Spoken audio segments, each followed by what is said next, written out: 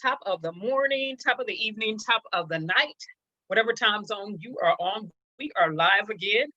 I am back. I'm over the silence for all those who have lost their lives.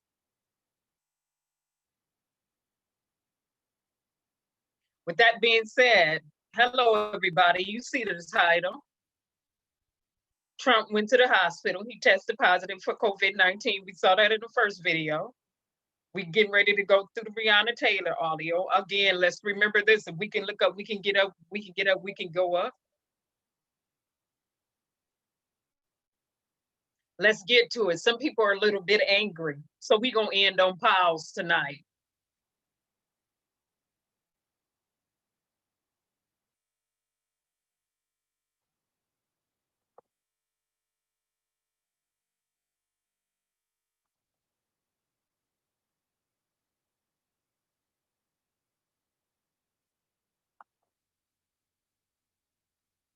All right. Let me see what YouTube is doing in the background really quick, really quick. Again, hopefully everybody's been doing the best in the situation that they are in. But remember this, we don't give up. If we can look up, we can go up. If we can get up, we can go up. If we can look up, we can get up. If we can look up, we can get up and go up. We keep it moving. We move forward. By the way, you saw what's been going on. If you haven't, Trump and his wife tested positive for coronavirus. Some people are a little bit angry, but he did tell other people it is what it is, right? When the numbers start going up, we just heard him tell that news anchors, it is what it is. Well, guess what we're going to do? We're going to get this dance right here. It's called Wear Your Mask Dance.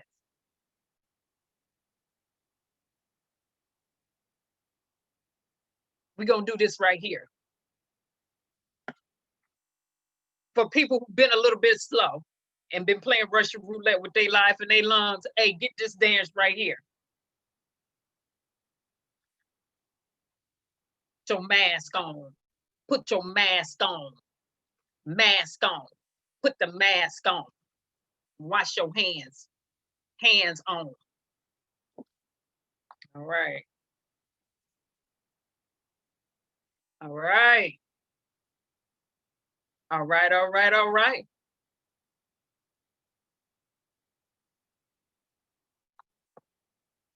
YouTube said the connection is excellent.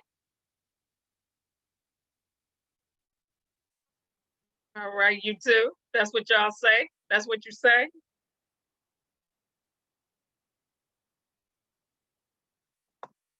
According to YouTube, we have an excellent connection right now, but I'm going to give it a little bit of time and see. That's what they said. That's what they said when they said what they said. Connection is excellent. Okay, YouTube, we'll see. So I'm just waiting in the back since they said we got this excellent connection.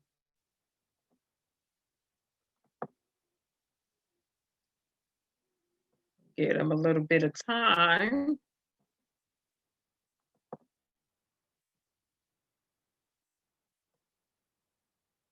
All right, I'm giving y'all a little bit of time, YouTube.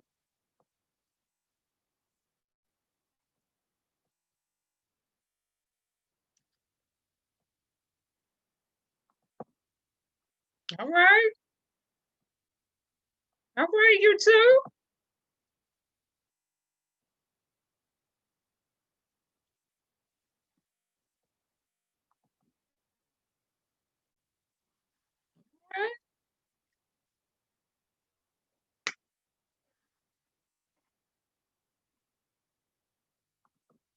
All right, all right, let's get to some music again. You know me. Let me wake everybody up real quick.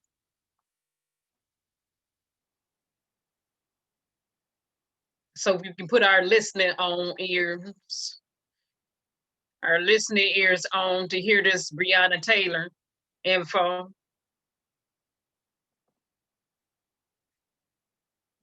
Yeah, they jamming in the background. Oh my goodness, they was rocking in the background. Yes. Yes. Oh my. Okay, YouTube, what is this?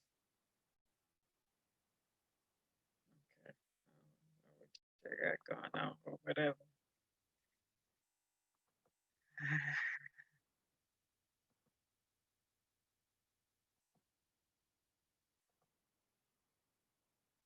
All right, let's get it.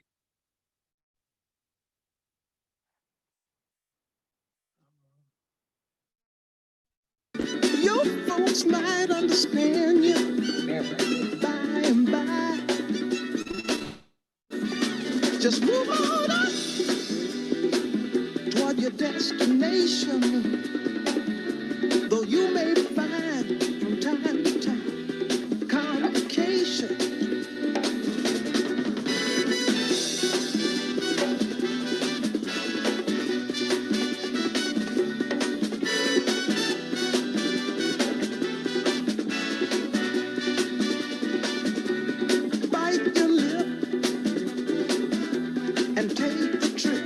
Put your mask on. Don't let your backbone slip. Wet road ahead, and you cannot slip. Just move on up. For peace to find into the steeple of beautiful people where there's only one kind. So hush not, child, and don't cry. Your folks might understand you by and by. Move on up and keep on wishing. Remember your dream is your only scheme, so keep on pushing.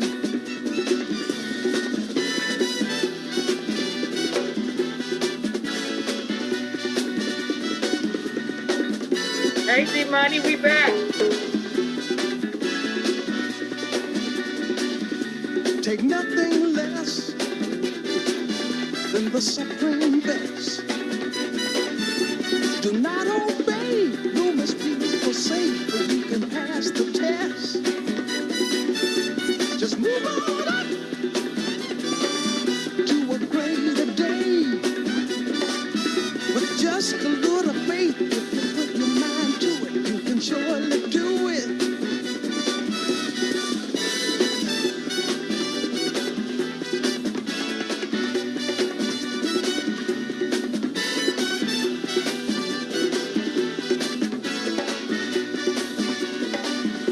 Just move on up. Move on up. But move on up. Watch out, but just move on up. But move on up to putting that mask on and stop playing. Move on up. COVID-19 is playing Russian roulette with your lungs. You gon' let it know. Put your mask on. Mask on. Put the mask on. Soap on. Put some soap on. Gloves on. Put the gloves on. Put the glasses on.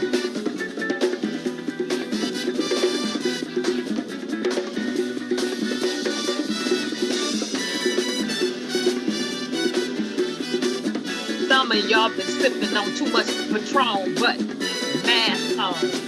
Put your mask on. Soap on. Put the soap on. Glasses on. Put the glasses. This is a pandemic.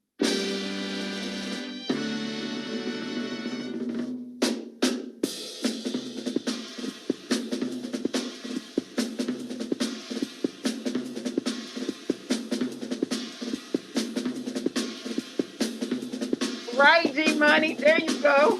Right.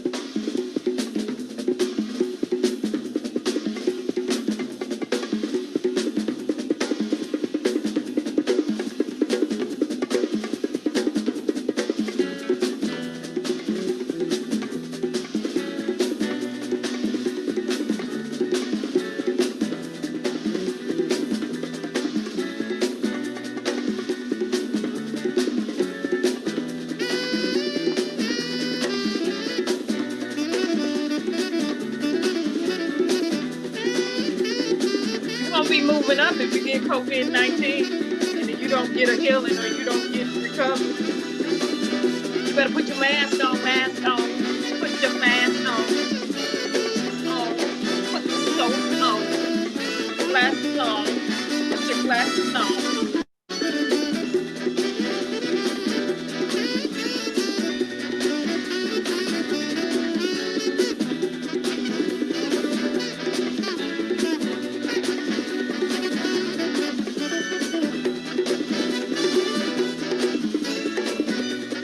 get our justice on. You know what we do? Justice song. Let's get our justice on.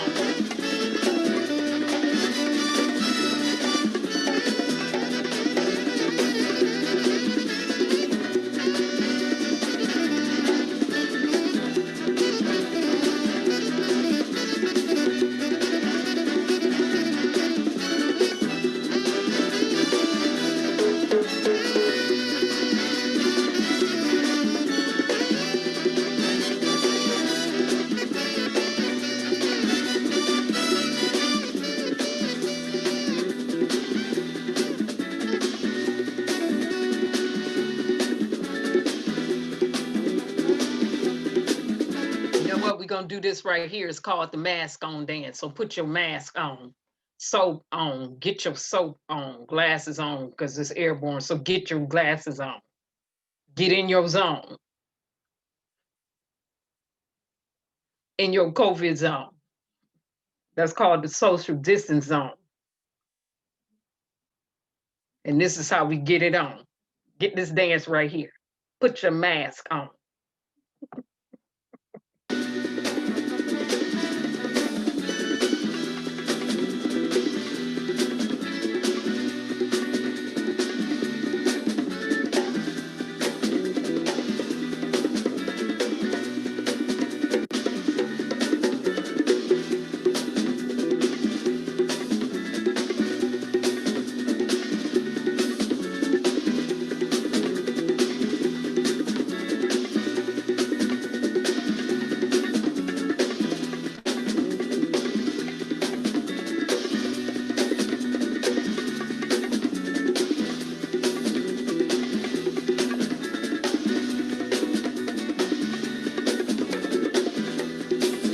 You better walk that bass, bro. Oh.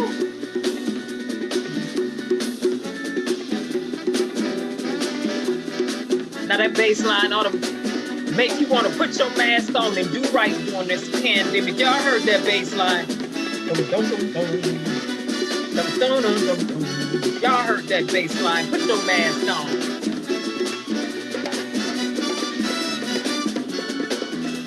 That's the mask on bass line.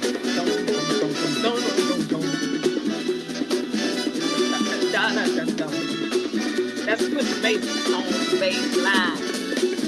Let's put the mask on bass line. Every time you hear that,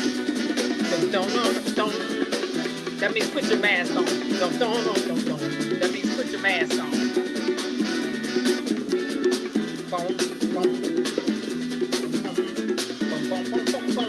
Put your mask on.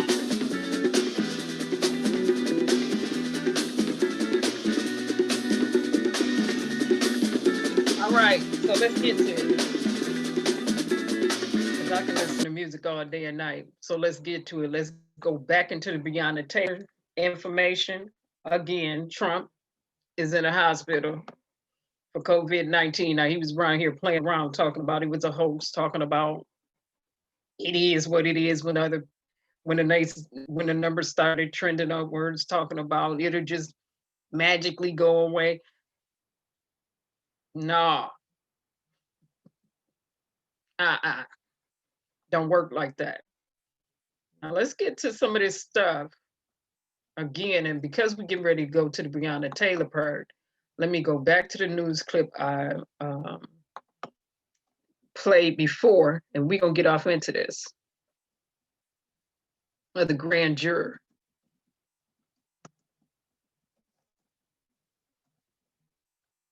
And hopefully everyone has had enough time to grab them some pen and a paper, or you can take your notes audibly by just speaking in to your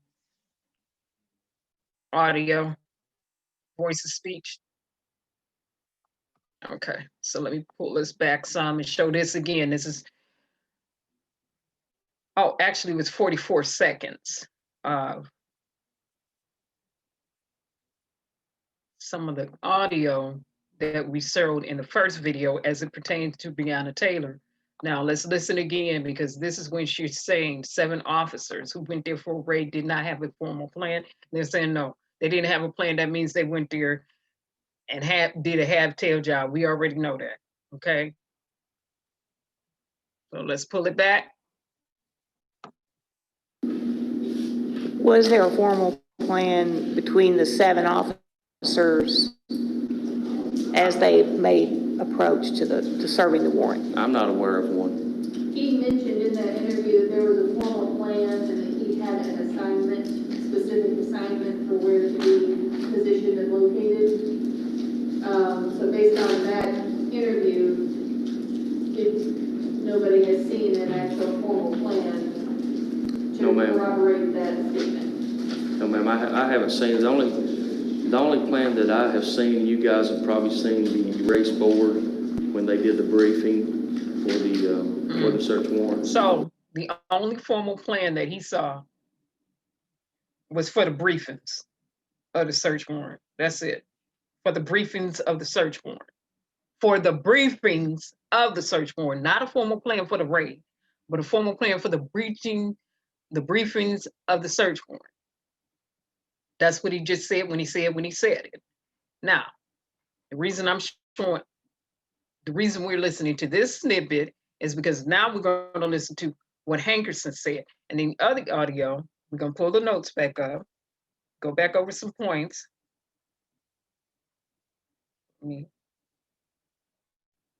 make sure my lips are nice and moisturized, saturated with all that goodness. Now, we are going to go into the audio of September the 22nd, and this is Hankerson, the one who was indicted, the one who has sexual allegation charges against him, the one who was out on bond, the one who was contaminating the crime scene and everything else. I have to set it up. G-Money, I just gave you a wrench to block out foolishness, and it has not instated you with your wrench yet, G-Money, but we will get that resolved in the background.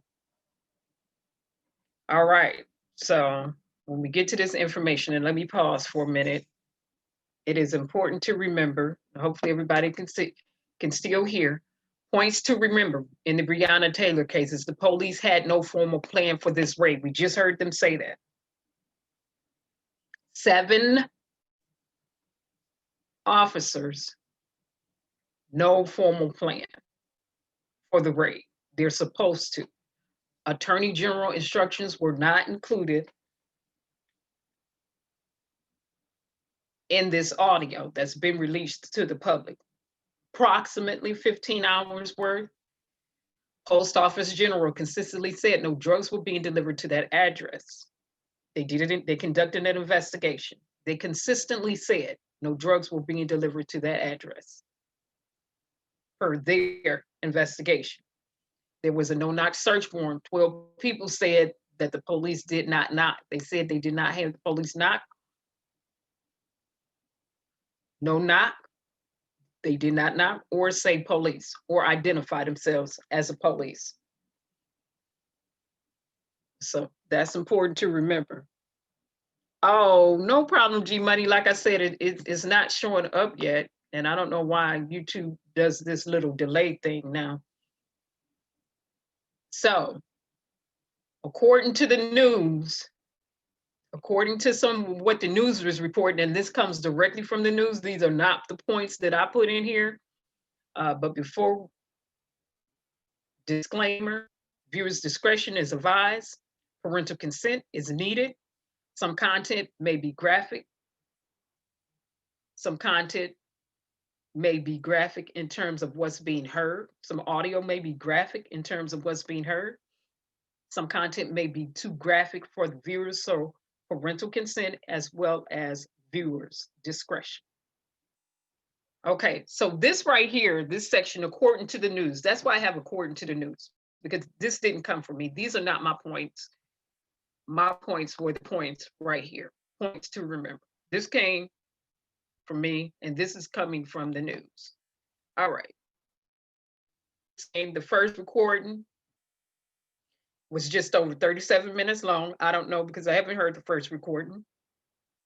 It starts out with a member of the Attorney General office who works in the criminal investigation. I don't know because I didn't listen. Some of the things he details, okay, and according to what news reporters and anchors have been listening to, they said these are some of the things that they took away or came away with, or some points that they mentioned.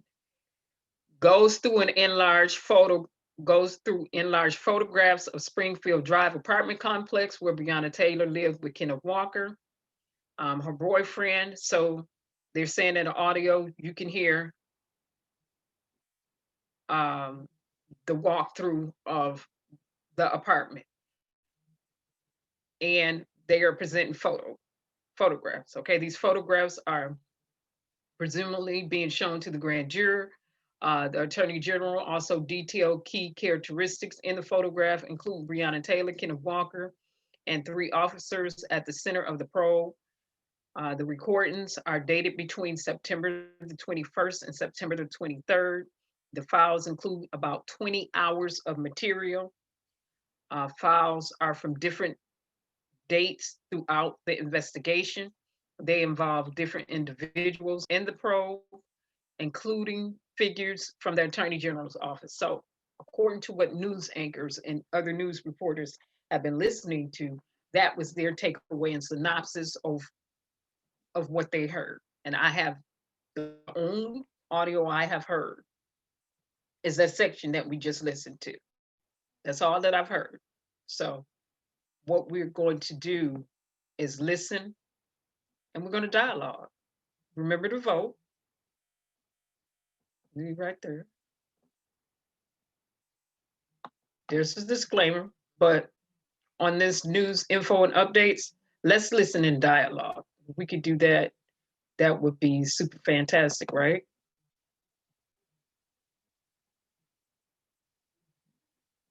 Okay. That would be super fantastic. All right. So, right, Sanji.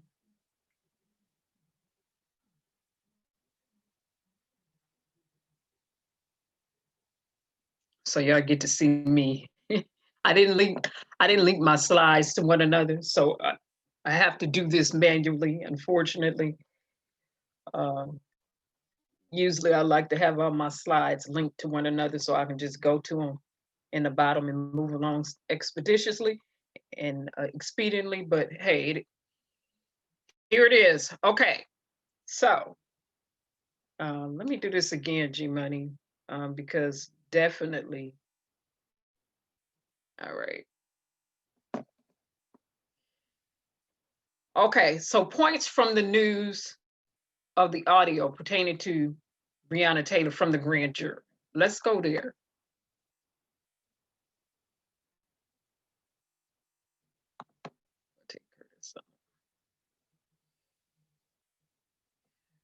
Okay, so updates are Kentucky prosecutor recommendation statements are not included in the audio file. So prosecutor recommendation statements, they're not in the audio files, okay? Whatever the Kentucky prosecutor was recommended, news went through it, they got it first. We all know they had access to it before we did. And they said his recommendations or their recommendations are not in there.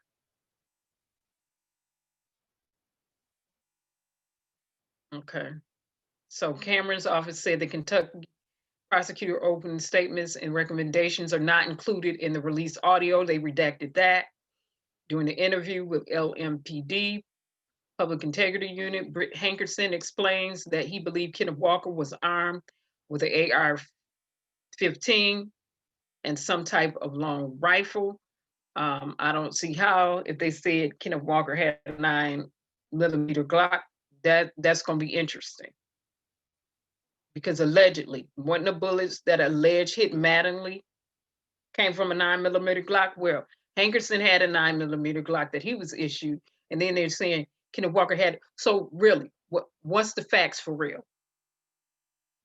Grand jury questions time lapse between the 9/11 calls from the neighbors and Walker. DA investigators says officers on the scene around 12:35 a.m. on March 13th. So the grand jurors questioned the time lapse between a 911 call from the neighbors and from Kenneth Walker. They said between this time where Kenneth Walker was calling you all and the neighbors were calling, what were you all doing? I mean, why is the gap there? Now we played the 911 call from Kenneth Walker weeks back. Go back a couple of weeks, couple of months, over a month, and you will hear it. Okay, so they began executing the search warrant at 12:40 a.m.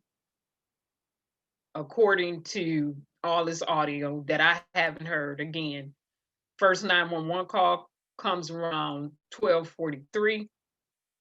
So allegedly, according to them, 12:40, search warrant is being executed in a tacky fashion and manner. And at 12:43, Ken was on the phone. Neighbors are on the phone. Walker, he calls at 12:50. People started calling 911. Neighbors were calling. Kenneth called. People were calling 911. So, and can't begin to speculate what he was doing, why he waited. The DA is saying, well, Kenneth Walker called, he called, so we can't speculate what he was doing. Well, his girl, he said what he was doing. His girl was shot, dummy. Oh, let me stop.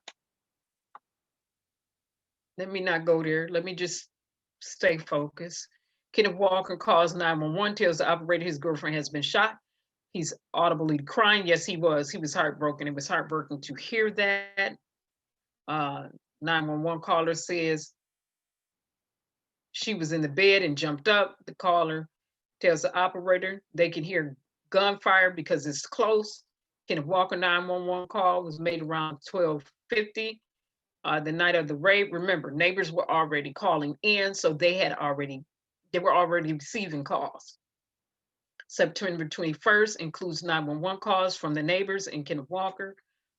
The grand juror asks about the length and the time lapse between the 911 calls and Kenneth Walker calls. Well, he was being shot at. Yeah, it's gonna be a time gap. If you're the one that's being shot at and your apartment is being shot up. Yeah.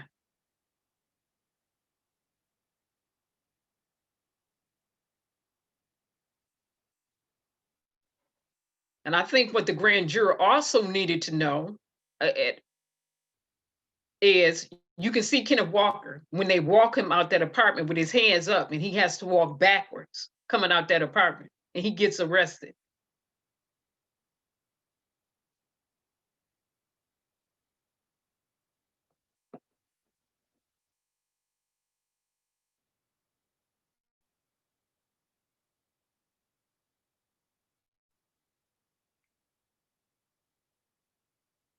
Oh, hi Perry Hill.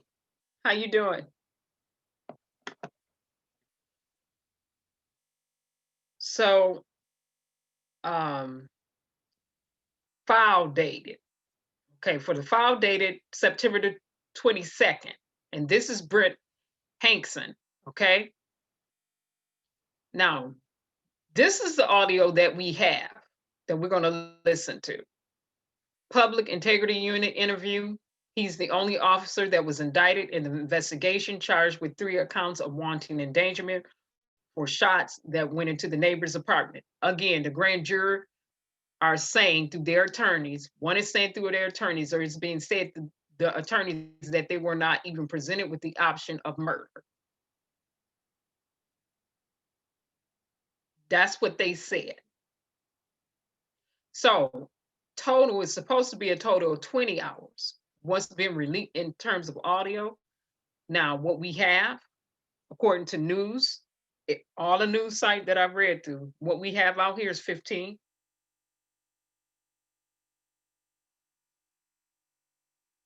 That's according to the news. Every news was consistent. It's supposed to be a combination, total of 12, 20 hours, but we got 15.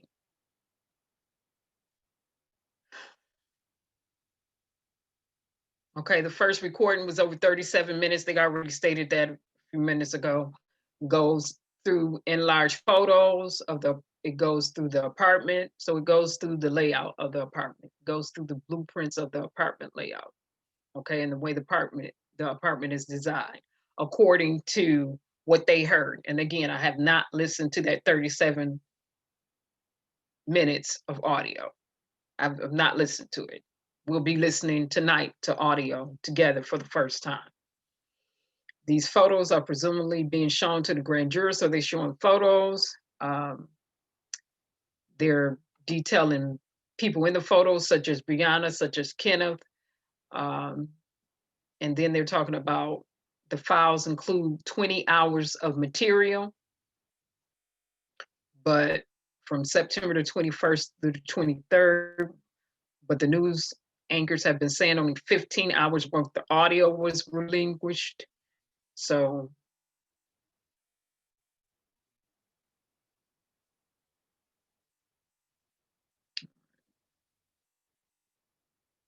$14 files officially sent out. You know, everybody should know. You've been watching my perspective on camera, and I'm gonna leave that right there. Now let's get to. So that was just some point we were bringing up. Now let's get to. Go back into this. I did it that way. Let's get back into this. My hair is sticking up all over the place. It's not gonna work.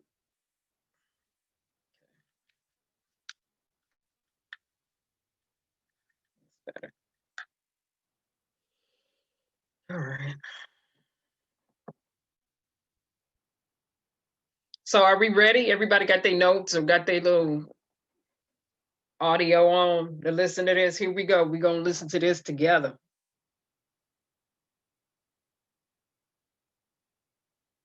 Perry, because 911, the neighbors didn't know it was the cops. That's what they called for.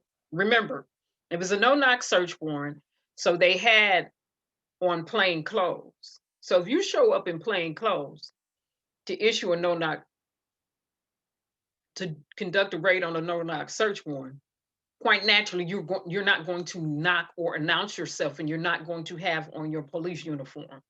That's why the neighbors were calling. They didn't know who it was either. They just heard shots being fired.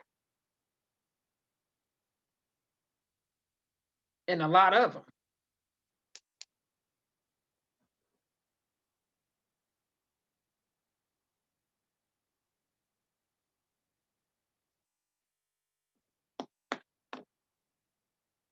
Okay, so audio of Hankerson, September the 22nd. So what we're getting ready to listen to is Hankerson audio that was presented to grand juror September the 22nd, 2020.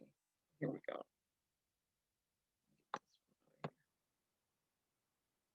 Good morning, everyone. Today is September 22nd, 2020. Let me stop this for a minute because all that background interference you hear, disclaimer again, that's coming directly from them. That is directly the way they recorded it. I did not go through and clean this up.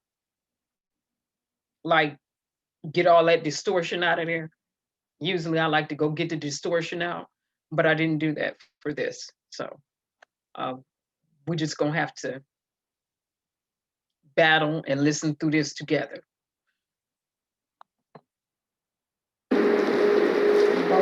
Assistant Attorney General. We are here with the Jefferson County Grand Jury, and we have Detective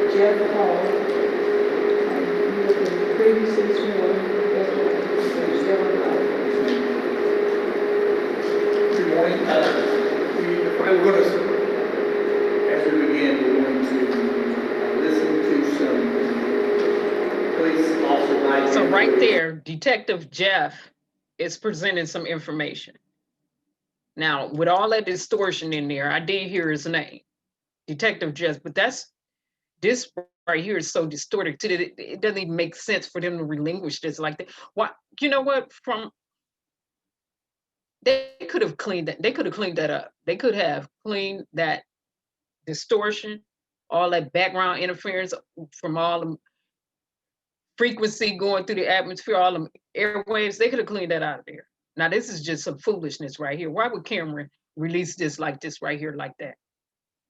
He was too busy redacting. They could have cleaned that. They could have cleared that up. I don't think he wanted to be made clear. I don't think he want people to know. But that's okay. I'm gonna drop these in my I'm gonna have to drop these in my own little editor and clear some of this mess up so I can hear. It's foolishness. Now, let's proceed. Detective Jeff, I did make that name out with all that distortion, noise in the background. 4 different officers. And then after that, we're going to listen to an interview with So beginning with let's just explain the boundary. The body camera videos that were shown were obtained from various officers who were on scene on Washington. So what we're going to hear is excerpts from those officers' body cameras. Yes, ma'am. The first one we're going to listen to is from Officer Brendan Tyson. Officer with the second.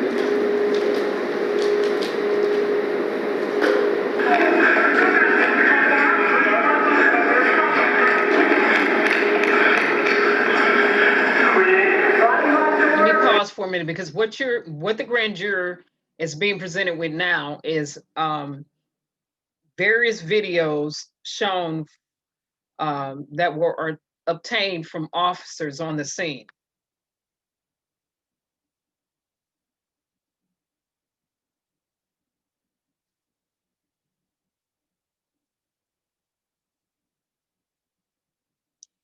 And when they say on the scene, remember, they lied at first, the 7 that were there to issue the no-knock search warrant, and it was said what they didn't have on body cam footage. Then we found out that Hankson, he did have on body cam footage. Not only did he have on body cam footage, he was contaminating and tampering with evidence on the scene. Now that's the video footage that's recently been released within the last week. Not the fact that he had on a body cam. We had discovered that some weeks back. But some more footage came out of him picking up some casings, and he should not have been in there. So this is what's taking place now. The grand juror should be viewing some videos on the night the incident occurred.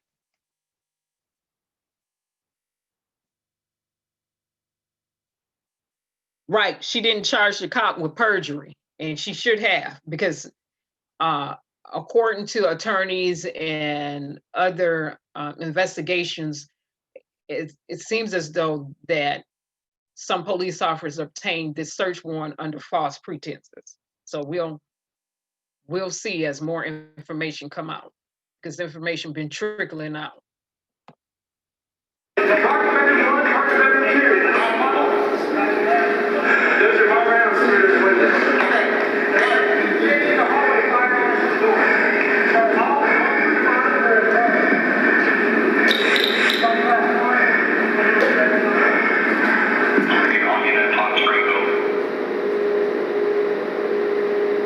Detective, the voice we heard in that was Detective Hankson. Yes, ma'am.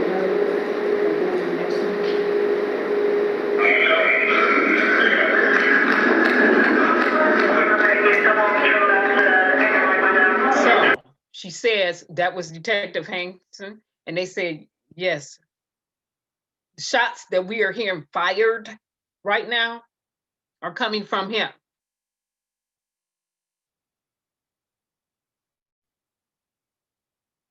So Hankson, former Detective Hankson, firing shots.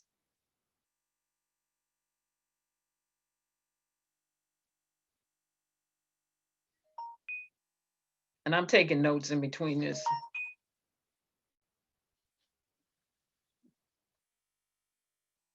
Oh, thank you, little mama.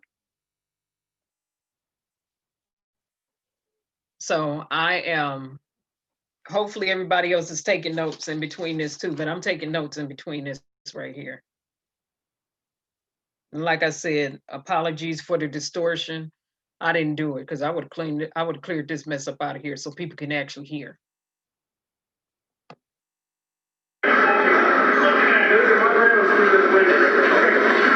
was taking the hallway fire into the door. So all three monitors are done. Sunglass one, window better than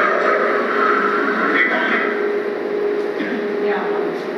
At the beginning of that footage, we heard the words, those are my rounds through that window. Yes, ma'am. And who was that with? That was Detective Breonna Taylor's voice. That was off of, right now, going to Taylor Rogers. Third audio we're going to hear from is from Sergeant Michael Burns' wife. What's the center? He's right there. Oh, yes. What's the address here? 3030 Springfield, apartment 3. Now I'm gonna pause right here because what I'm getting so far from this is they're panicking. But you can hear, I can hear in the background with all this distortion they got in here. What I hear is the police panicking. I hear the police panicking at this point. I hear some panic in their voices. Not only do I hear panic in their voices, I'm going to go back to the fact that even though it's distorted, what she just said was, okay, shooting through the window. Was shooting through the window, and they said that was Detective Hankinson. So Detective Hankinson was outside firing the shots, and he was shooting through the window too. That they, because she said it. So that's Detective Hankinson. They mentioned the window, shooting through the window. Who's that? Shoot, you know, who's shooting through the window? Who's one of the ones who was shooting through the window? Oh, Detective Hankinson. That's him.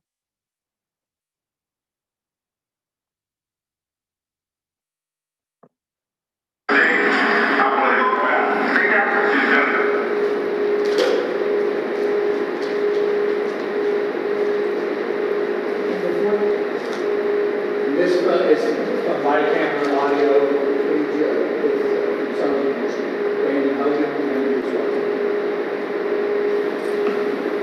Separate stations, you're all stations, good reason.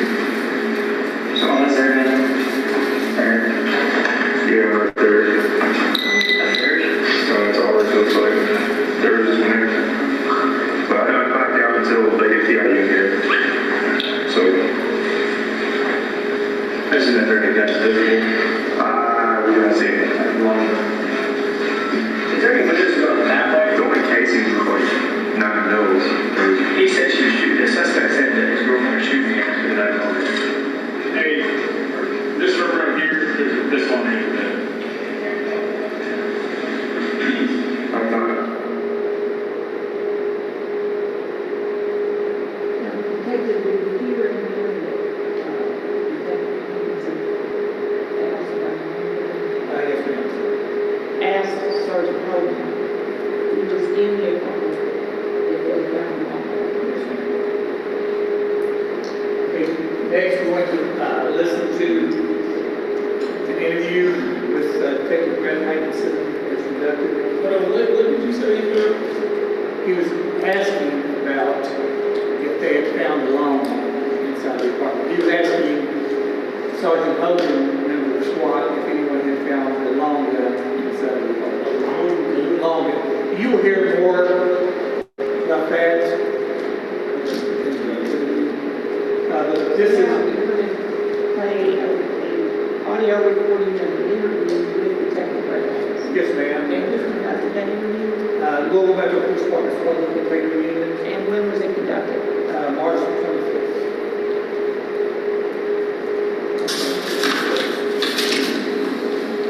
It was This is Sergeant Magnus Healy, the Louisville Metro Police Department's Public Integrity Unit. Today is Wednesday, March 23rd, 2020. The time is 15:16. We are present at 3672 Taylor Boulevard, Public Integrity Office. This will be a recorded statement from Detective Brett Hankinson. This statement is in reference to PIU case number 20-019. Present with me are Detective Brett Hankinson and Attorney Steve Shoring and Sergeant Jason Vance of the Public Integrity Unit. Detective, are you aware that this statement is being video and audio recorded? Yes. To speak with for approval. Yes. Please say your full name and spell your last name. Brett Hankison, Hankison. What is your code number? 6150. Where are you currently assigned? The Criminal Interdiction Division. How long have you been with that unit? Since they were created maybe a few months ago. And how long have you been with the department? Since 2003. Are you under the influence of alcohol, drugs, or any other intoxicants at this time? No. Are you taking any kind of medication that would affect your judgment or ability to think? So, she just named him off, and before that, she kept asking him about what was found inside the apartment, going back to, did you find XYZ inside the apartment? What did you get? What did you get? And they're going back to, it sounds as though they're talking about the gun from Kenneth that he used in self-defense. Now, Hankerson, you heard his voice, Attorney Eason, Elson, however you pronounce his name, and Detective Jason. So these are the three that were just mentioned now. So as we're listening, now we get to hear what they're getting ready to say.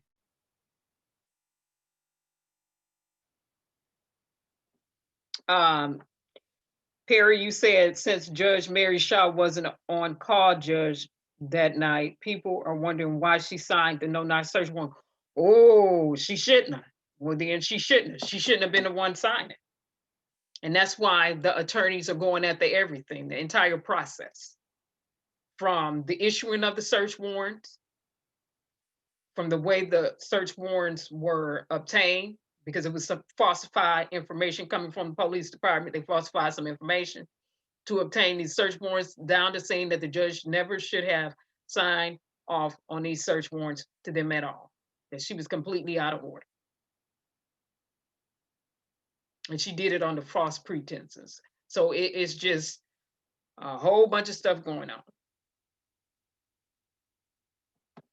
No. Next, several statements will be in reference to the incident that you're here for, March the 13th. That's Springfield arrest. Did you sustain any injuries during this situation? No. Did you receive any medical treatment? No. What type of uniform or clothing were you wearing at the time of this incident? I was wearing an LMPD tactical vest, and I believe on the front of it, it says Police K9, and I believe it says Police at the end. It's the heavy duty ones that we're issued. Do you have on the same uniform or clothing right now? I do not. Because the statutory requirements of KRS 67C326, I'm obligated to advise you of the constitutional rights prior to making any further questions.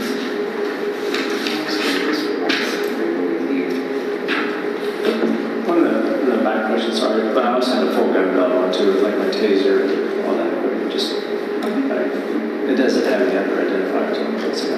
Okay. Before you ask you any questions, you must understand your rights. You have the right to remain silent. Anything you say and will be used against you in the court of law. You have the right to talk to a lawyer prior to any questioning or making of any statements. And you have no present with you while you're being questioned. You cannot afford to hire a lawyer who will be appointed by the court to represent you before any questioning you desire one.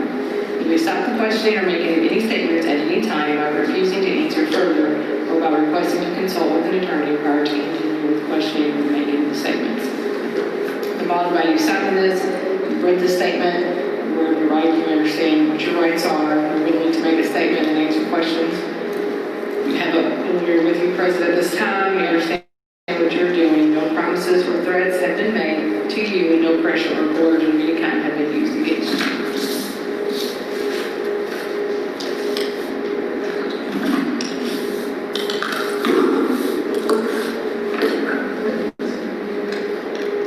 she just read him his rights.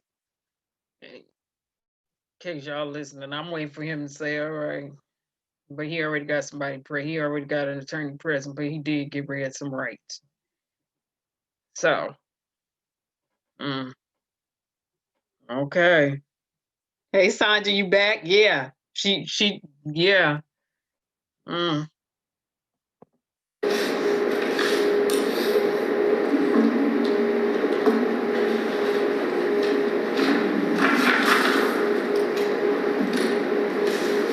So like I said, this is about the incident that occurred on March 13th, 2020 at 3003 Springfield Drive, apartment number 4.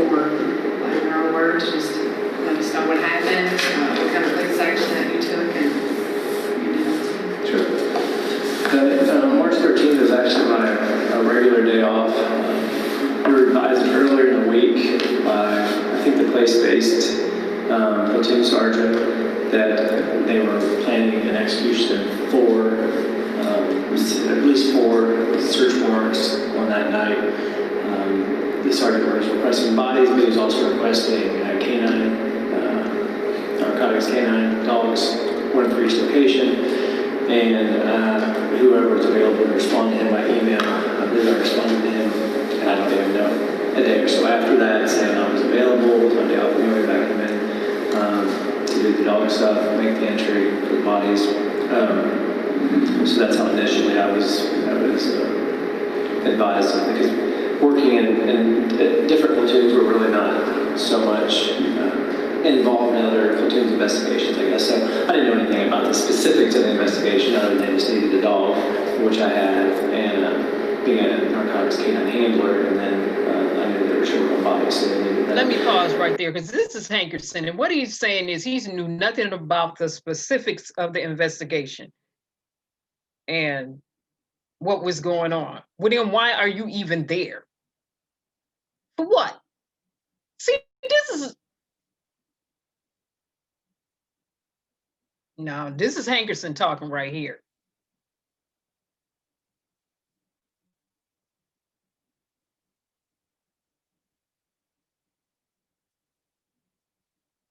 Which I find it hard to believe.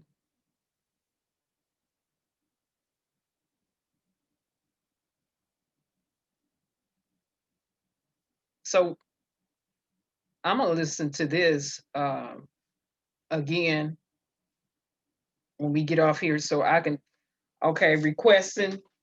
So he's saying, all right, warrants were requested, execution of the search warrants, all that was going on. They're talking about that night. He knew nothing about the specifics of the investigation. That's what he just said from his own mouth. Also, she asked him what was he wearing. He said, you know, he had on a LMPD vest. That's what it had on it. And now he's saying, you know, he had on that body cam too. Again, rights.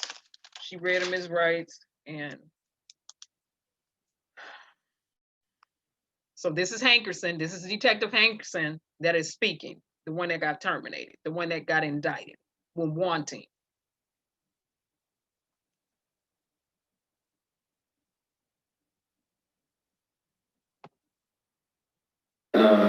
Met at the division that night.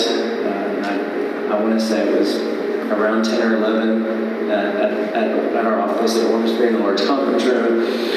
We were briefed on the specifics, targets, guns, just the normal stuff.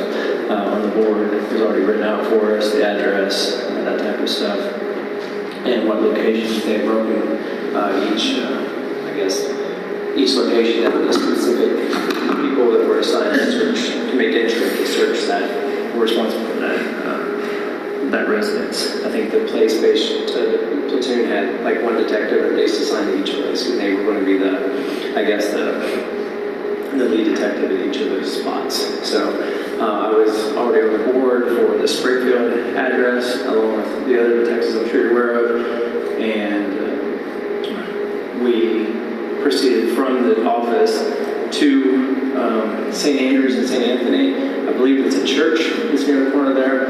And we sat up there, somebody had already advised, had already notified EMS rather, to have an EMS wagon standing by. And I was actually, I think, the last one to arrive in the parking lot there at the church. EMS was already there, the wagon was already there, and then I think Lieutenant Hoover and all the rest of the detectives were there.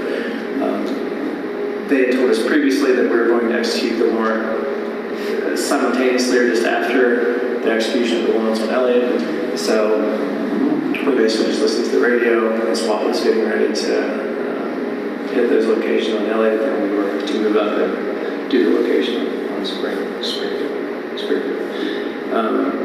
We proceeded up the hill, parked. I parked in just a regular parking spot. Some other officers had parked in the middle of the parking lot.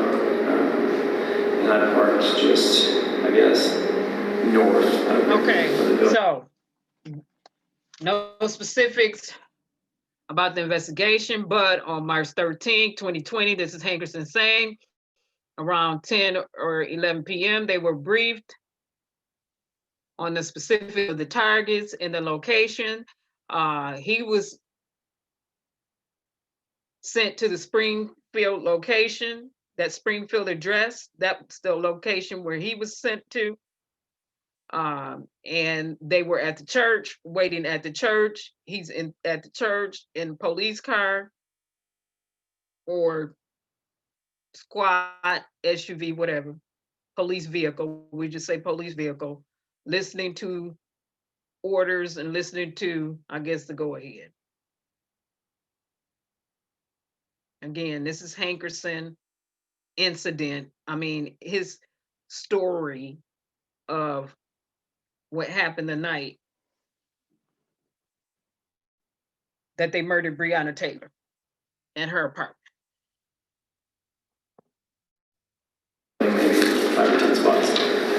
Left my dog in the car. My dog was never out of the car. He was in his kennel. And that's commonplace. Our dogs are single-purpose dogs and not patrol duties. They're responsible for narcotics detection only, so they're not trained to get a tree or to chase people or anything like that. The dog is in his kennel the whole time. We line up and head towards the building, and I believe Officer Detective Campbell, I think he was the DO for the location because I had never been there. So he showed us the building and the door. We made entry, or we made our way through the common area, I guess, of the fourplex, and past a stairwell, and then the stack kind of lined up there. Okay, so Hankerson said they made their way past the common area. He had never been there at this location.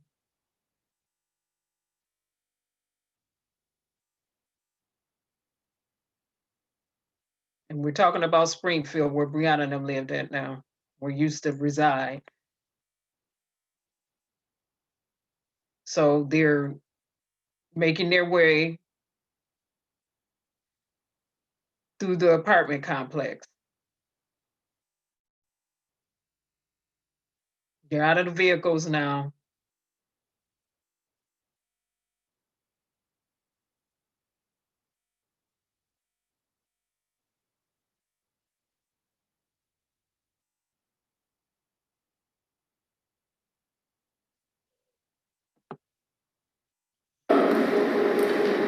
I don't remember who was in front of me, but there was a few detectives in front of me. I was kind of towards the back, but it was banging on the wall or the door, both.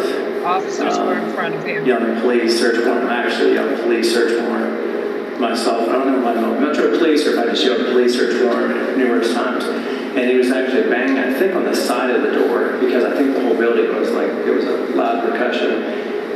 In that time, and I don't know who the gentleman's name was, had came out from an apartment directly above him. It was an African-American gentleman, maybe in his 50s. So, according to him, they were yelling, banging on the door, yelling police, search warrant, police, search warrant, police, search warrant. He just said that several times. On a no-knock search warrant. So They was banging on the side of, he said the side of the door, yelling police search warrant, police search warrant. He got officers in front of him on a non-knock search warrant. That's interesting because the neighbors said they didn't hear anybody yell police. The neighbors said they didn't even hear anybody knock. What they heard was some bangs and some shoot. That's why they started calling 911.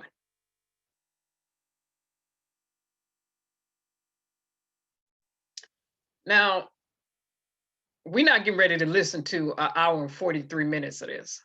I'm gonna just stop this right here and say this. We wanted to know what Cameron presented to the grand jurors. And in this, what he did was allow the police to come in and tell their side of the story with one witness from the apartment complex, and he could have had 12. Not only that, according to the grand jurors, he did not even present them the option of murder. They're saying that was never presented to them. And I believe what they're saying is true. Now, again, I will listen to all 15 hours that they release on my own time, but this right here, this is Hankerson. Okay, he said he had never been there before. He had on his bulletproof vest. He also had something on it that, that identified who he was. What he got they got briefed at around 10, 11 p.m. on a specific target.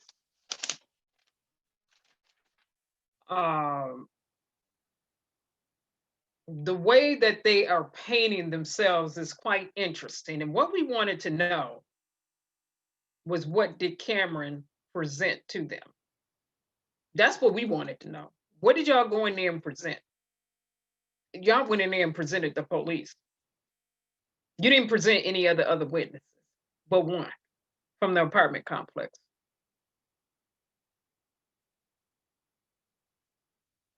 That's what we know about these recordings. Just a few minutes into this one, I can tell it's going to be police at the police. You're not even getting it. No witnesses, except for one, is going to say anything. And that one witness that did say something changed their story, because when they first came out and were questioned, they said they didn't hear police announce themselves. They didn't hear all of that other stuff. They did not. And then months later, after they kept getting pressed, they switched up. But the other 12 that gave their story to the police has remained consistent. Remained consistent. Even to this day, I was reading news articles and they came out and said no. They never announced themselves. Never. So while we listening to this audio, I'm gonna stop that right there. Like I said, I'm gonna post the audio in the link and y'all can listen to the Hankerson. I'll go back through and listen to, but I had enough of that right there. That's enough. He just gonna continue to say somebody else was walking in front of him. He hadn't been to that specific location. They was in the car waiting. Then he passed the common area. He had never been to the Springfield location before. He makes his way through the apartment complex. Officers are yelling, police search warrant, police search warrant, and the neighbors are saying, no, they didn't, no, they didn't, no, they didn't. 12 neighbors said no. One neighbor said yes, but said no the first time. Also, I would like to remind everybody, because I've had just about enough of this. I have to listen to this on my own time. But it's enough of this now. I'm gonna have to get my mind right for foolishness. But to listen to what they're saying. I want to remind people, when they came out, they said, well, didn't nobody have on my bike? Nobody there had a body cam. They didn't have on body cam. Nobody cam. Then body cam footage started showing up.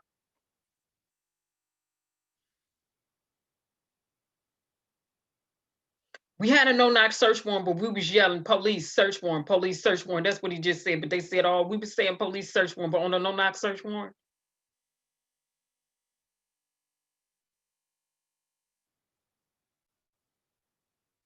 They already had a suspect. They already had that suspect in custody. The one they were looking for, he was already detained. Breonna's ex-boyfriend.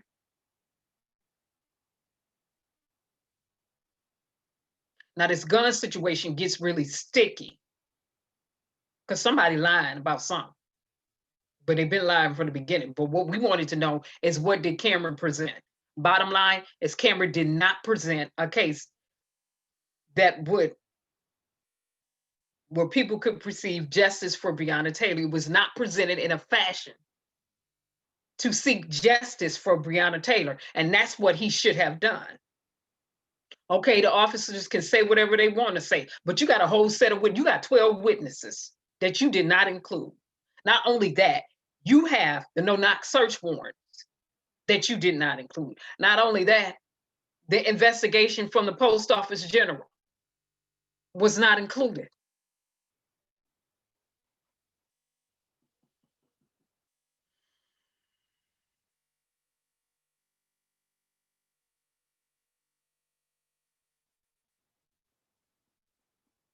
So we wanted to know if Cameron did his job. The answer to my question still remains no. It was no when he brought his behind out there and did the press conference, and it's still no now.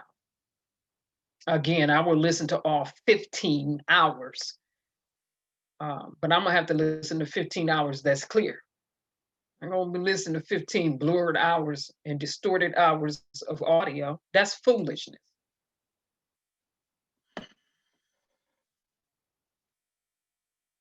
Right. Lies, lies, and more lies, and it don't make sense. You're right. He didn't want Breonna Taylor boyfriend to testify, and he should have been in there. And rightly so. Not only him, the other 12 witnesses from the apartment complex, whose story has been consistent since the beginning. They are still saying the same thing. Months later, consistently saying the same thing. That's what we wanted to know. We wanted to know what Cameron presented.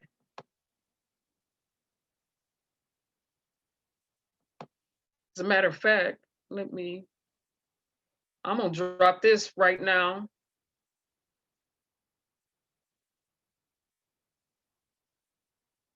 I'm gonna drop this audio. Let me update this while we on here live.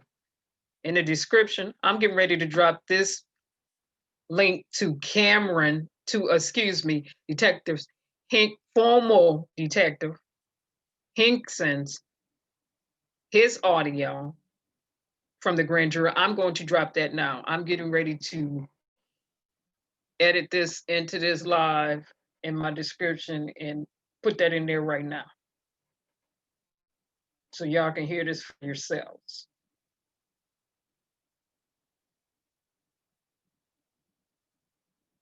Also, the 37 minutes of the walkthrough of the apartment, people there.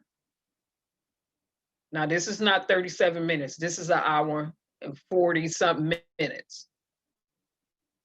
From the other audio that they broke up, people are saying that he should just people that know the layout of the apartment complex are saying they lying. And then they're showing, they've drawn up their own charts and graphs, and they're showing a bunch of bullets going through different places, and they're saying no way. They're saying this makes absolutely no sense.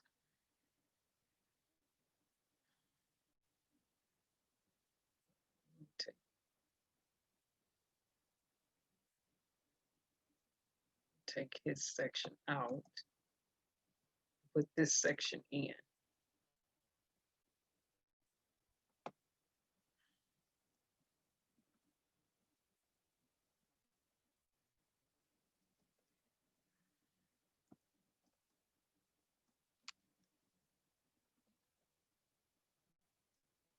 So what is everybody else thinking so far? If you want to come up, just let me know, because this is foolishness from what you heard, if you heard anything. But I'm dropping the audio right now in my description, so you can just click it and go to it. There, it's updated. It's there. I've been reading Perry's comments and some of G Money's comments, but from what you heard so far, what's the synopsis?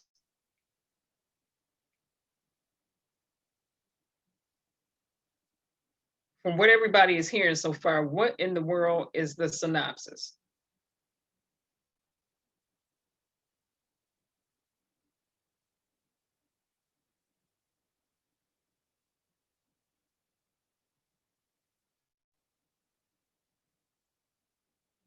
You said lies and alibis. G Buddy said lies and alibis. That's all she hearing in the audio is a bunch of lies and alibis.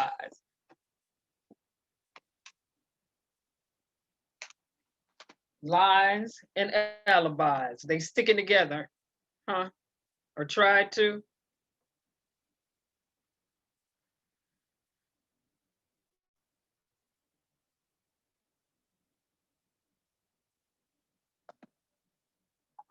I dropped the audio. It's there. It's in the description now.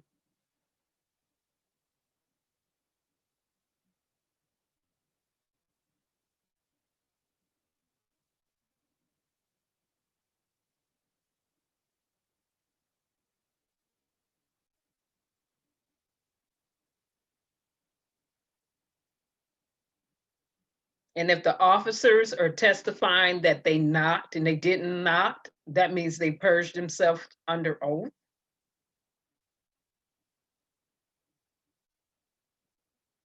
Now, again, this is why there was no conviction.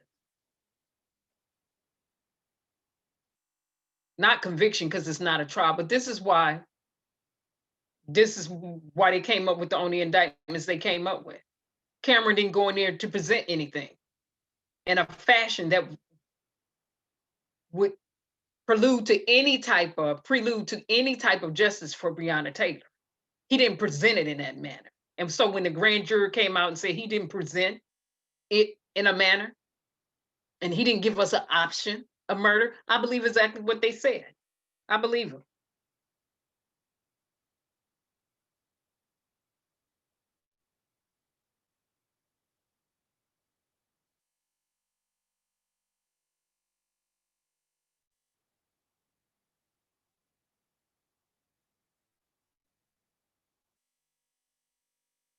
I believe him. I don't know what nobody else believe, but I believe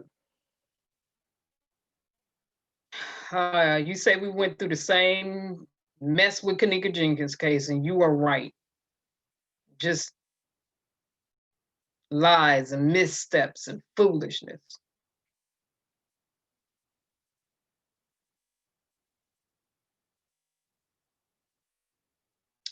Okay. Again, what we've just listened to was some of Hankerson's audio that was presented to the grand jury as it pertains to the Breonna Taylor's case. Everybody wanted to know what was presented to the grand jury.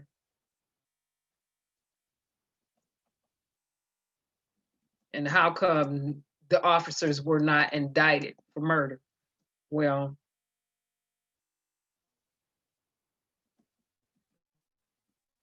Cameron didn't go in there and present anything that would indict them for murder. That's why. That's why. Now, the FBI is still conducting an investigation.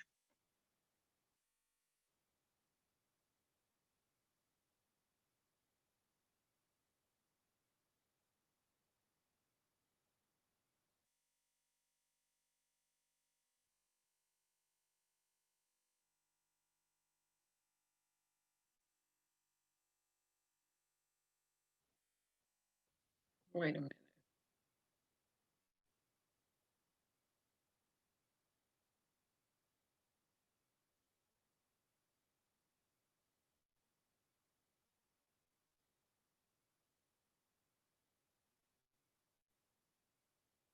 Hmm.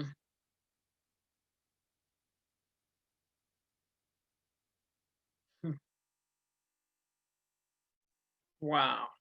Just wow. Now, what's interesting is let me show y'all this. Let me show everyone this. Let me share this because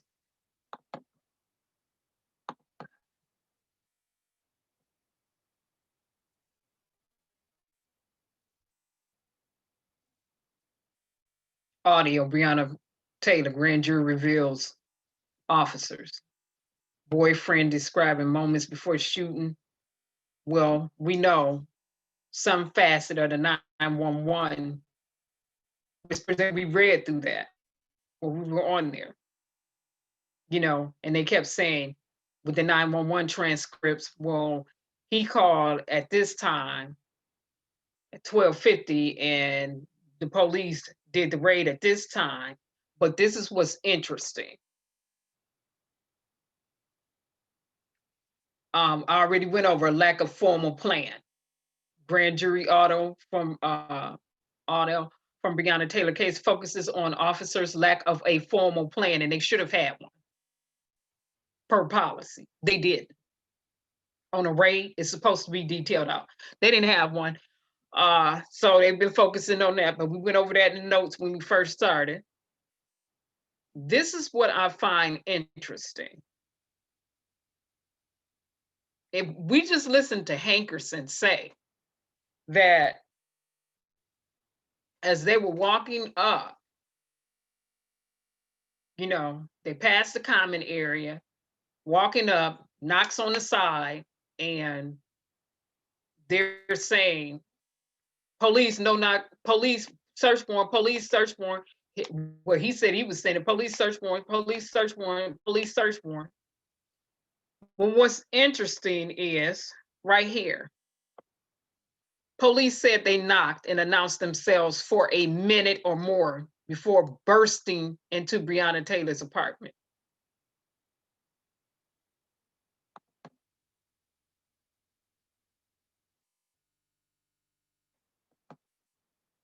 Stop.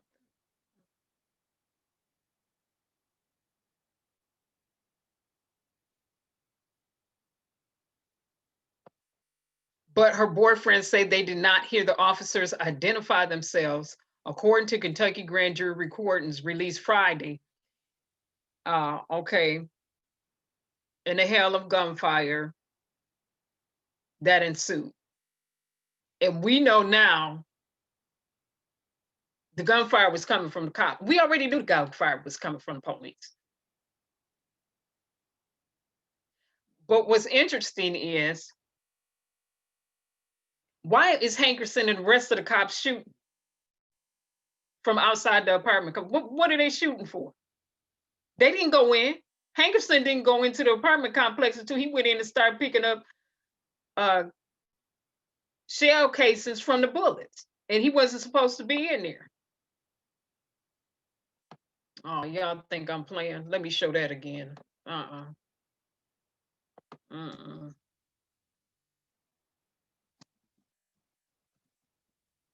I call that tampering with evidence.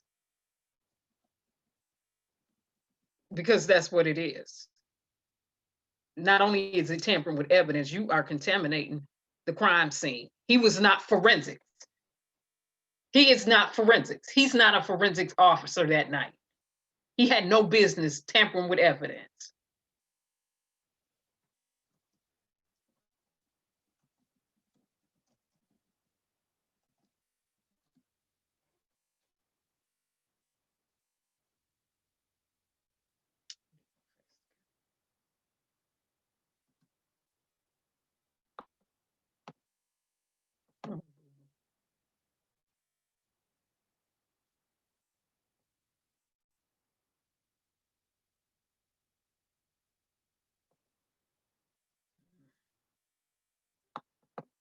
Let me cue this video up in the background.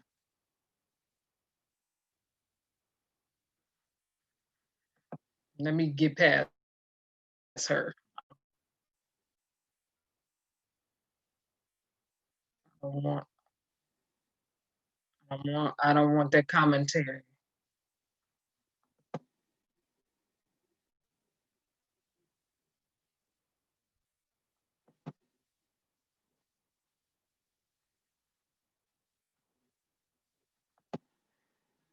This is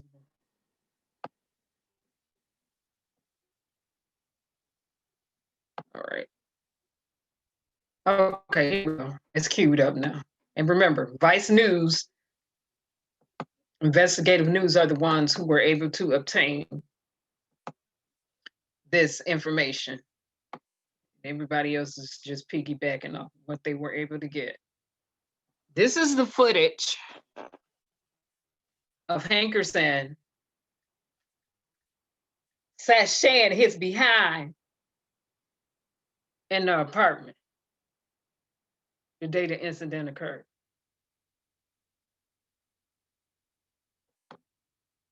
And after Breonna Taylor was killed. Now, that video has not been verified by NBC News or the Louisville police. We don't know who leaked it to Vice. It's real. But it looks like it shows Officer Hankerson entering Taylor's apartment while investigators are inside working the scene. Gay people across the country, including Taylor's family. I don't care for this lady. She's doing too much talking in the background. Just show what we gonna show without you doing the talking like they did on the rest of the news channels. Show the video, then do your commentating. Don't just talk through what just wait a minute. Shucks. Okay, so that was him. They were already in there. Not only was he in there, not only is that him in there, they said he was picking up, for what? What is he in there picking up cases for? For what? Don't look like he had on no gloves. What is he in? This is messed up on so many ways. So many ways. It's just a botch raid all the way around, period. From start to finish. It is no reason for her to be dead. From start to finish. It's just jacked up, tore up from the floor up. Simple.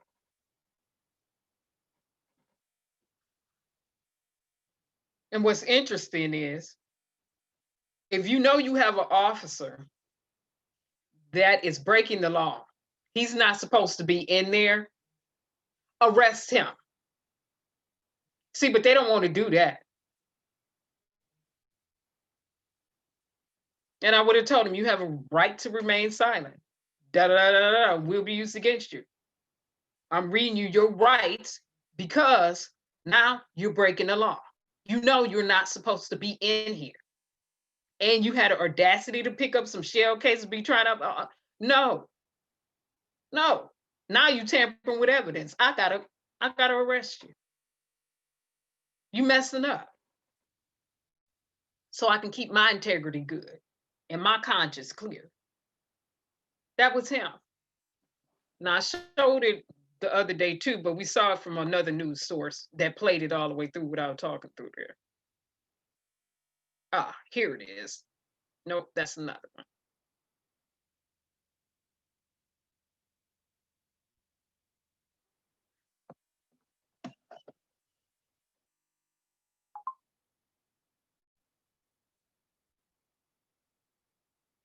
G-Money, nobody's been held accountable because Cameron didn't present anything to hold anybody accountable. That's why. And Sandra, you're right. Yep. Yeah, it's still the federal case going on. The FBI is doing that one.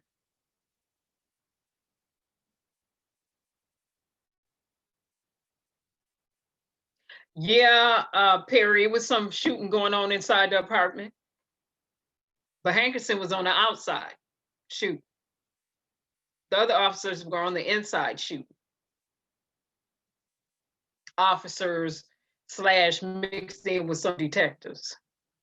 Remember, at the beginning of the audio, we heard 7 officers were sent out on the raid.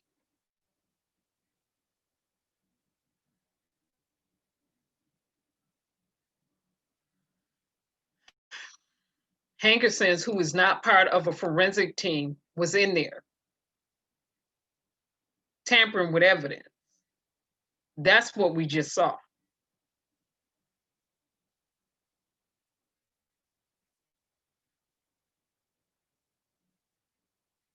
we've listened to this audio of the police saying, Hankerson saying, we said police, search warrant, police, search warrant, police, search warrant.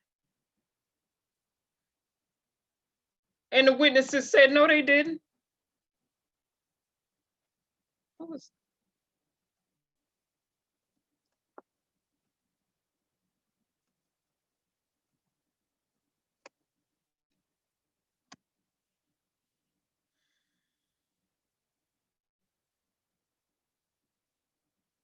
Now, I want to go back and show this too, because I think people need to see the way Kenneth was walked out of the apartment. And we don't even know.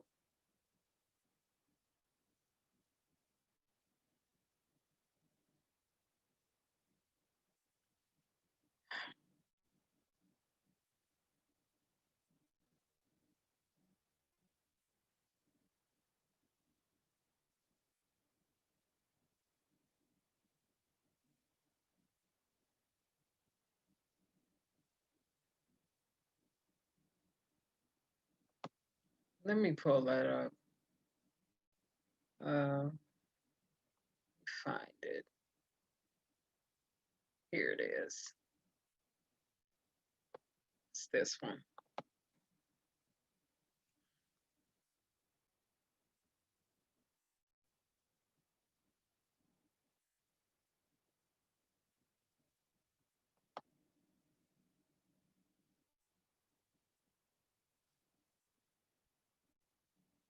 All right.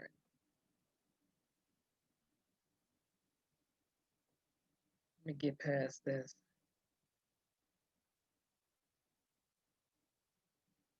All right, here we go. About right here. All right, right after the protesters. We're going back to March 13th.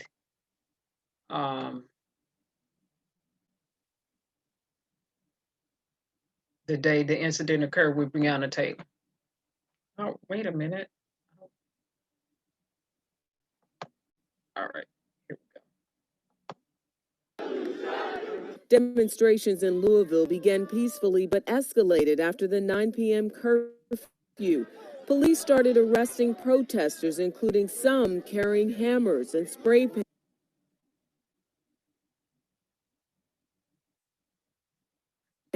A local church offered sanctuary for some protesters, but police arrested many outside of it. Among those arrested, State Representative Attica Scott, who authored legislation known as Breonna's Law to ban no-knock warrants. She, along with several others, were charged with first-degree rioting, a felony. As protests continued, a lawyer for one of the officers involved in Taylor's case shared this video. It shows the moments after Sergeant Jonathan Mattingly was shot by Taylor's boyfriend, Kenneth Walker, who says he fired his gun thinking the officers conducting the raid were intruders. None of the officers involved in the raid were charged in her death. It is violent to ignore the pain of a community that has Let me pause for a minute. So you see them rushing him out to the car, but what you did not see was Breonna Taylor. They said they allowed Breonna Taylor to lie there for approximately 5-6 minutes. She was still alive. They did not administer CPR to her. No life-saving measurements. But they're going to say, put him in a car, put him in a car, get him to the car for what? He got on a police vest, right?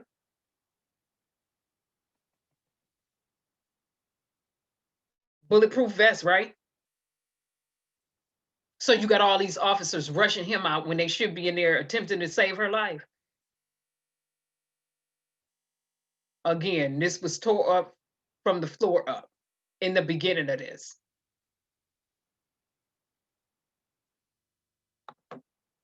Cameron didn't do his job. Silly.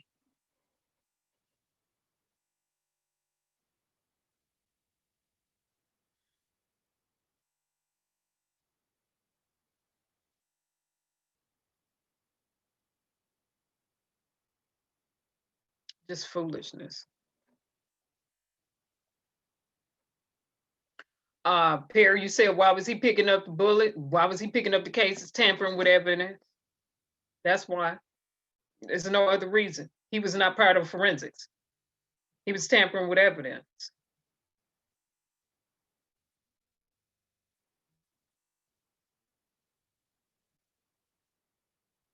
And then they want to charge protesters with first degree rioting or whatever they say, whatever all these laws they making up and coming up with.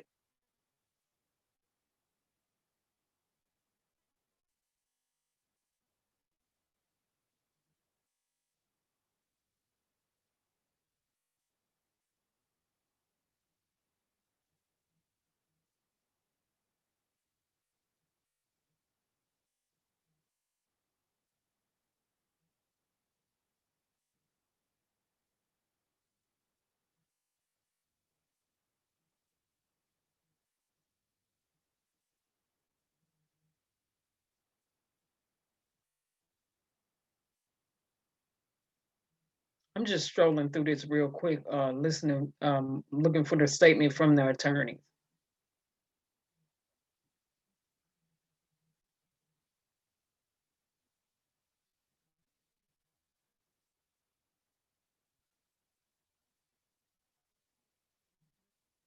Again, I would like to remind everyone that Attorney General Cameron did not present to the grand jury anything that would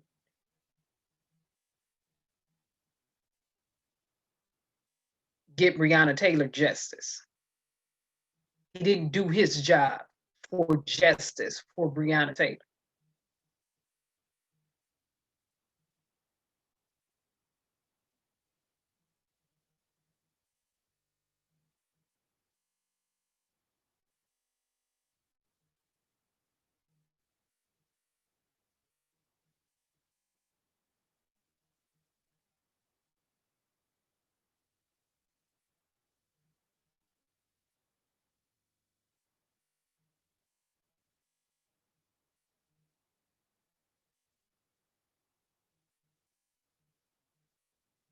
Okay. Here is one attorney's article. Louisville cops repeatedly told Taylor was not receiving suspicious packets. The New York Times Daily. Louisville cops were repeatedly told that Taylor's was not receiving suspicious packages tied to drug investigation. This was updated. What is this? October the 2nd? October the 2nd, 2020. Let me pull this article up. Who's this? New York Daily News. All right. So when we say this is tore up from the floor up, and all Cameron did was going in a lot of officers to speak without presenting the other side, that's what he did. Silly.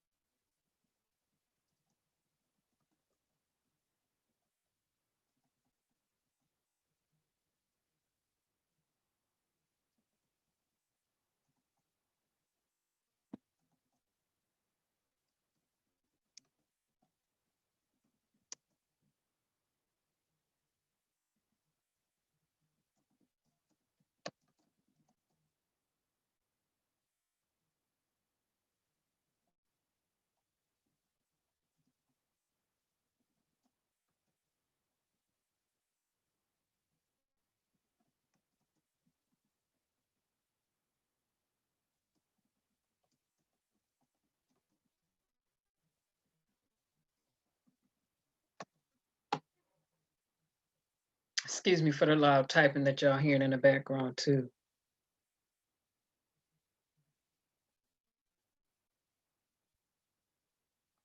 So let's pull it up. And other news sites got it too. They got the same, some of the same information. But here it is. Let's.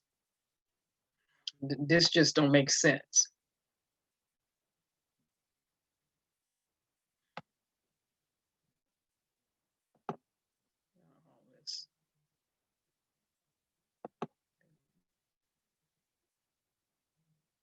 They love to show ads. All these ads.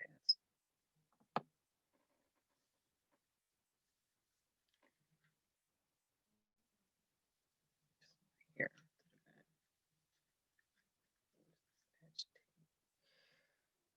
All right. Louisville cops repeatedly told Breonna Taylor was not receiving suspicious packages tied to drug investigation, report says.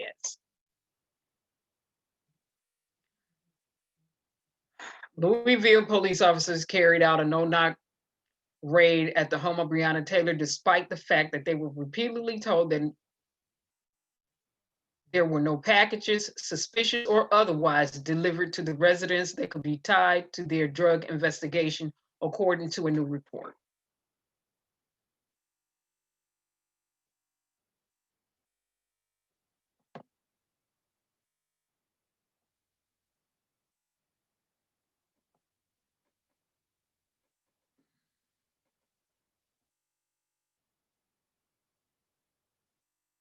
Okay, we know they didn't find drugs inside the home. She died inside the apartment.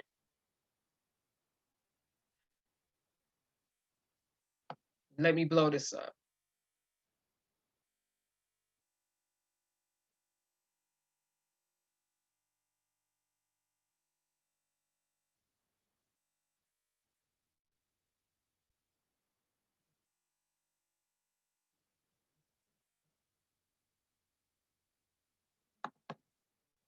No.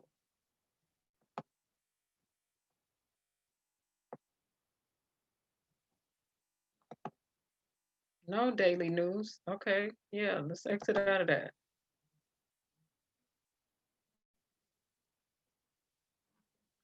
Blow this up. Should just go Control Z right to zoom in. Control Z to zoom in on articles instead of doing it the old-fashioned way. All right. A day before the deadly raid, Detective Joshua James said he verified through the U.S. Post Inspector General that Glover had been receiving packages at Taylor's home, but the testimony from internal LMPD report obtained by WDRB on Thursday has cast doubt on his claims on James claim. According to the Public Integrity Unit report, the officers requested Cheverly Police Officer Sergeant Timothy Slayer and should be Detective Mike questioned the postal inspector, who in turn said there were no packages being sent to Taylor's home. No packages. No packages was being sent. No suspicious packages. They investigated that. We've gone over this before. They investigated that. That's why they didn't find any drugs. That's why they didn't find no cash. That's why they didn't find a bunch of guns. The only person that had a registered gun was Kenneth.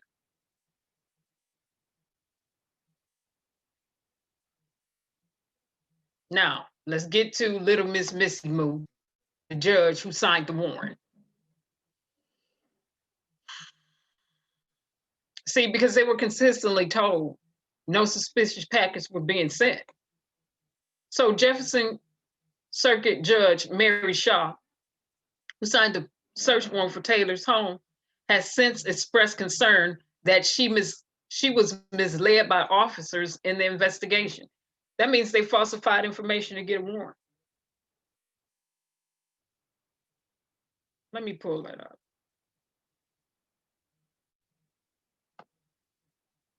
That's what she told the Courier Journal. On Thursday, she would defer to the FBI investigation. Despite the worries, she told the Courier Journal on Thursday she would defer to the FBI investigation. So the FBI on her head too, and rightly so. Because she signed the warrant. She signed off on it. After they were repeatedly told by the Post Office General for their investigations several times that no suspicious packages were being sent to that home for her ex-boyfriend.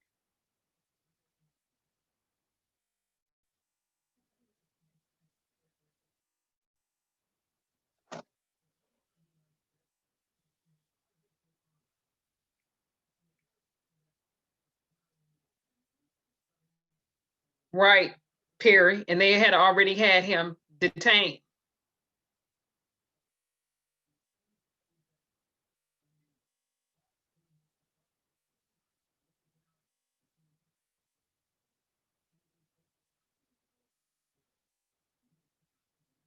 Hey, P Legal, how you doing? I wouldn't be surprised if there were buried lawsuit case against this department either. And you know it's lawsuits against this department because a family sued them for a raid at the wrong house.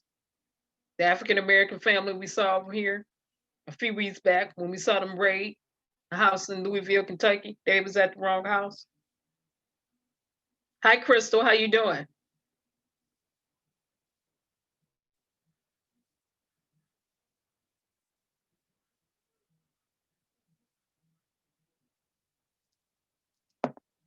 And P Legal, how you doing? Since you brought that up, and again, hi Crystal, let's go back into the video. We just free flowing tonight because I said let's dialogue tonight. Usually I just have everything all concise, but let's free flow tonight. Said we wanted to dialogue, so let's dialogue.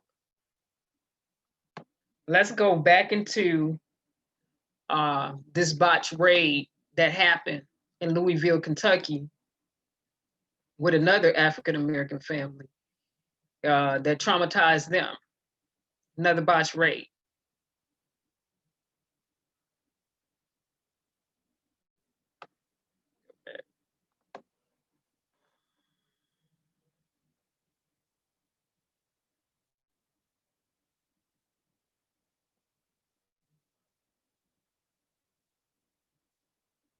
It just, you know, and we watched that Vice report over here where it just makes no sense.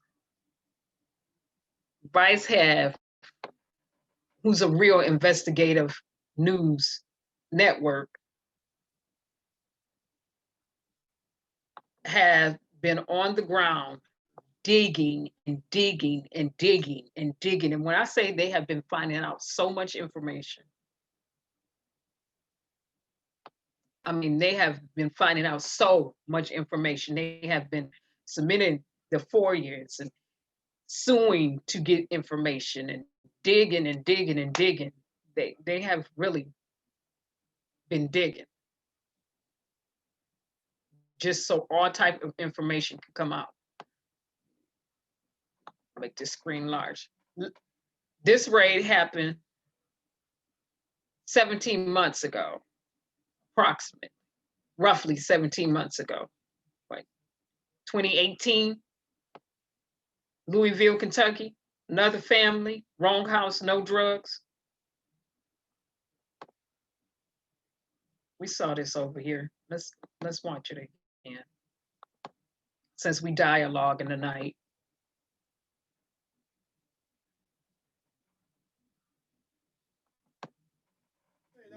We are getting ready to stop. Oh, no. We stop.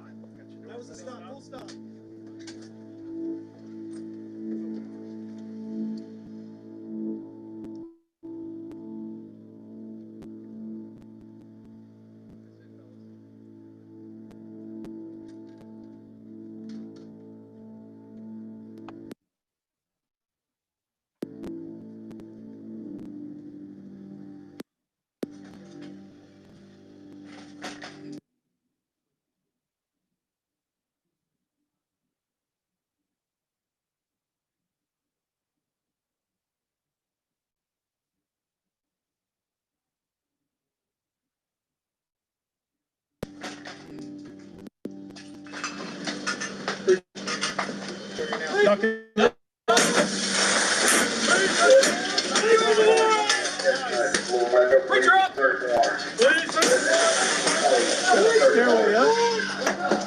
Police search warrant! I got the door left. Got a stairway. Hang in.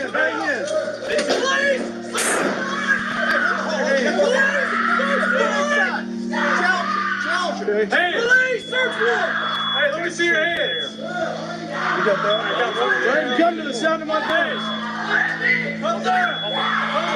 Come down to me. Who's coming out? Let me see your hands. Come on out. Thank you. Here, slow down. Come on, slow down. Slow down.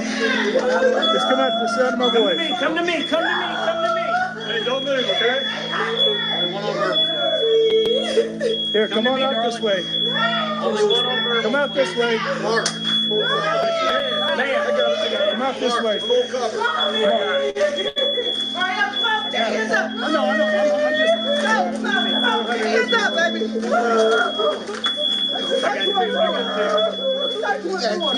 Come to me. Hands up.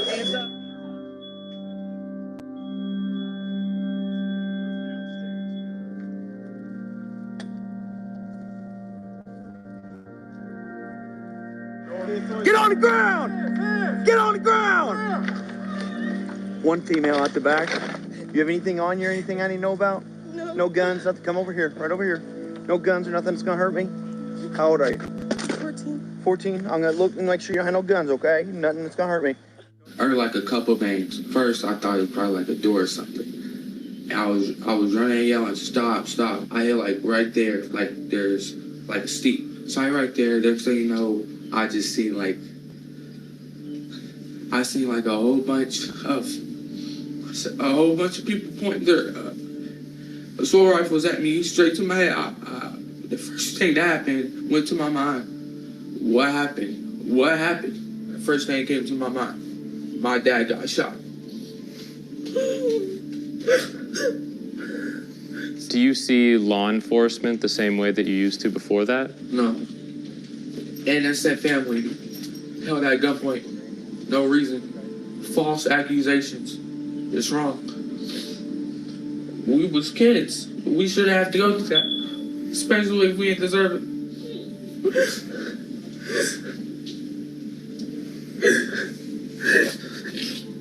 You know, the first night we got back to this house, I had to sleep in my parents' room. I couldn't even be in my room by myself. Like, nothing. It was up all night. If I heard the smallest thing, I would think something's out there. Still to this day, if I hear somebody, a door shut hard, I'll come down here and see what it is. We relive this stuff every day. It's like, man, our kids, man, they'll never forget about this stuff. And it's like, it just hurt, because we good people, you know, we never been a part of the problem.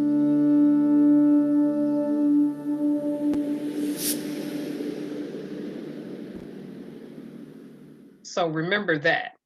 It was approximately 17 months in Louisville, Kentucky.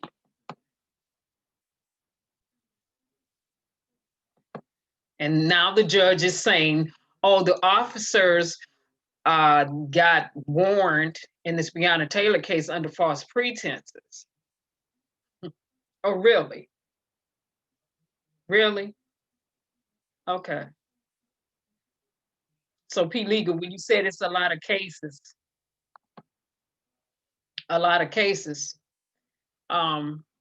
yeah, I'm sure it's a bunch of buried cases that nobody knows about, and incidents like this in Louisville, Kentucky, and other states as well. I mean, what reason did they have to be at that family's home? They didn't have a reason. And the post office general and others repeatedly told the Louisville Police Department, no suspicious packages, suspicious drug packages, or other packages were being delivered to that home by any person with that name. And now the judge comes out, oh, defer to the FBI. Well, good. Now the FBI is investigating you too. Now the FBI is going to investigate everything. They're going to start going back through their history, and rightly so. But when the FBI start investigating, if they're the ones who have integrity, they're going to start going through the police officers' report and they pass. They're going to be on the ground conducting interviews with their own witnesses throughout the neighborhood or from somewhere. That's what they're going to do.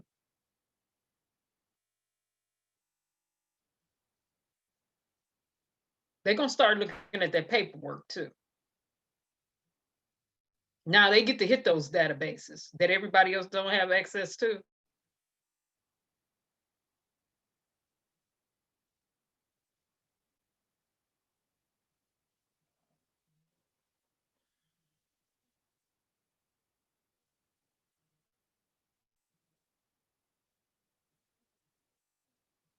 You said it's something in her employment file that's a trigger for her.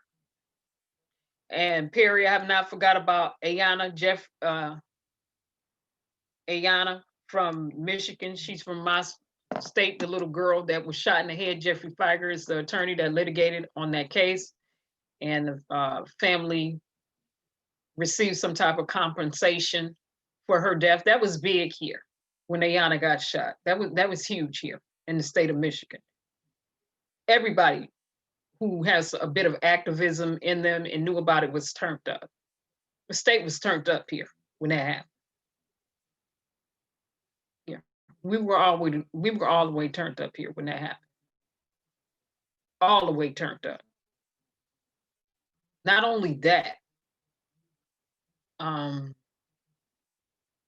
that time or thereafter, when a man in the Detroit area, where was he at? Between 7 Mile and 8 Mile, had hit a kid.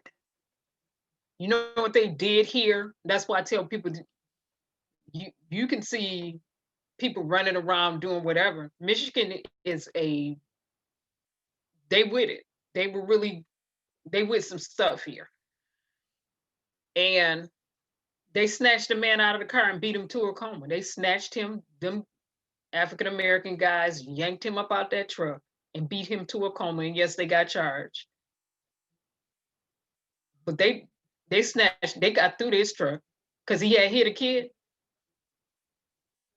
snatched him up out that truck and beat him into a coma for hitting a kid in Detroit.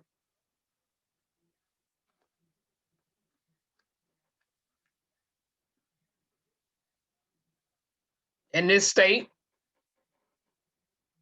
they shoot back at the cops too. They'll shoot back at the cops too.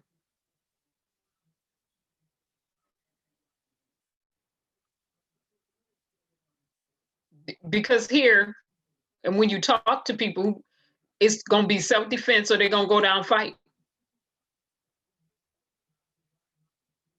So it is unfortunate for us, for those of us who are African-American, to have to see this and view this, and for the traumatic experience that African-American kids and teenagers have to go through, and the presentation of fear and anxiety that it can cause them to live with and deal with in life.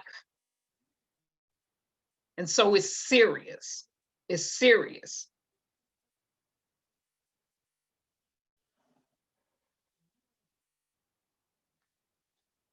You fight against fraternal union cases every day. Fraternal police department, police officer.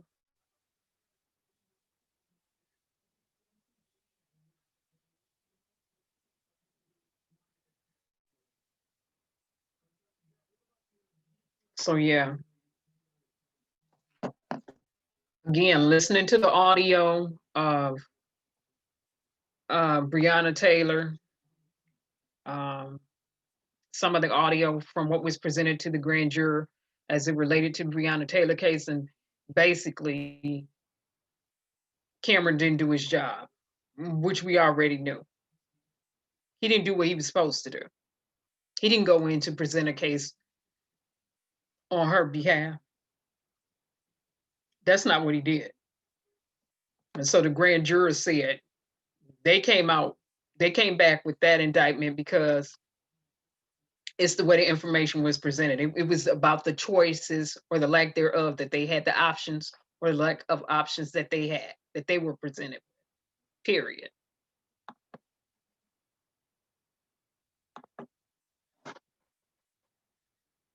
Now, in wrapping this up, you know, I want to go here. Let's go back to the fact that Trump is in the hospital, whatever. Joe Biden is living his best campaign life because he was in Michigan today and he's still out campaigning while Trump is in the hospital.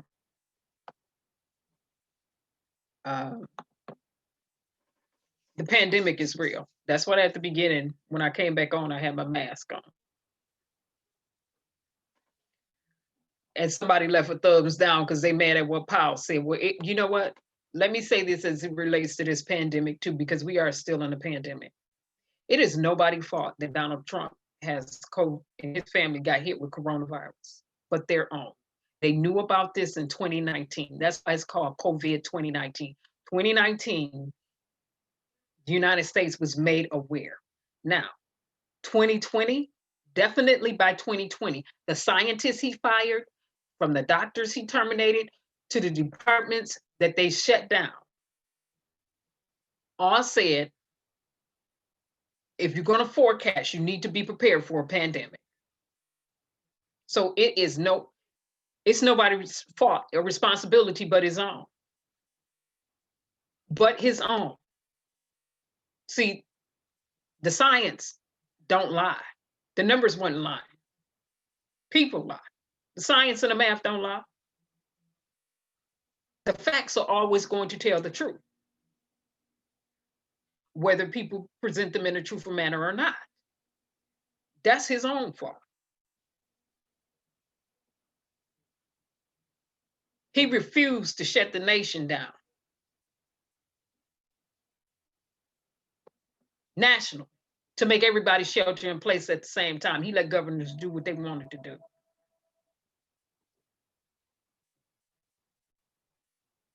So it is not our responsibility, now that he got coronavirus. Not as only is it our responsibility, it's not our fault, it's his own. Playing all them games for saying it's a Democratic hoax, it will magically go away. Oh, it is what it is when numbers start going up. All that's on him. My state is still in a state of emergency as it pertains to this pandemic, because our governor here extended it into the end of October again. We've been on a state of emergency since March. She extended it. She's been constantly extending it, and she extended it again to the end of October. And she probably gonna extend it again based on the numbers and based on what's going on.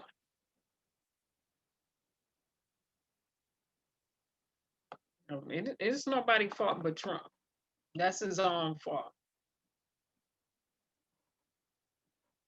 It's his own fault. That's on them, walking around not wearing masks like it's funny. That's on them.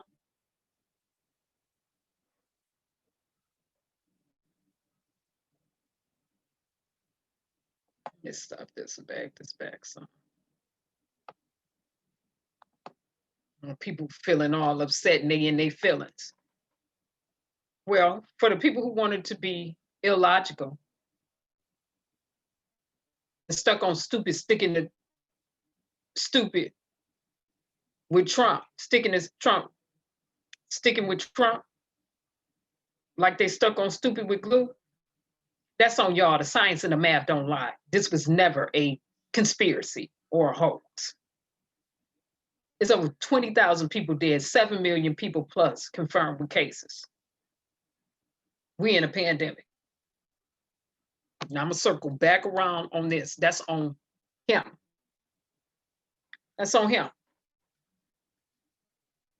Had no compassion and empathy for others as they were dying. That's on him. On him.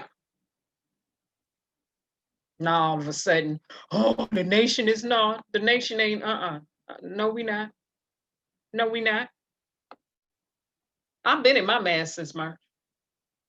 I've been wearing my glasses, washing my hands, and wearing gloves since March. Still be wearing my mask when I go out. And I'm not going to stop.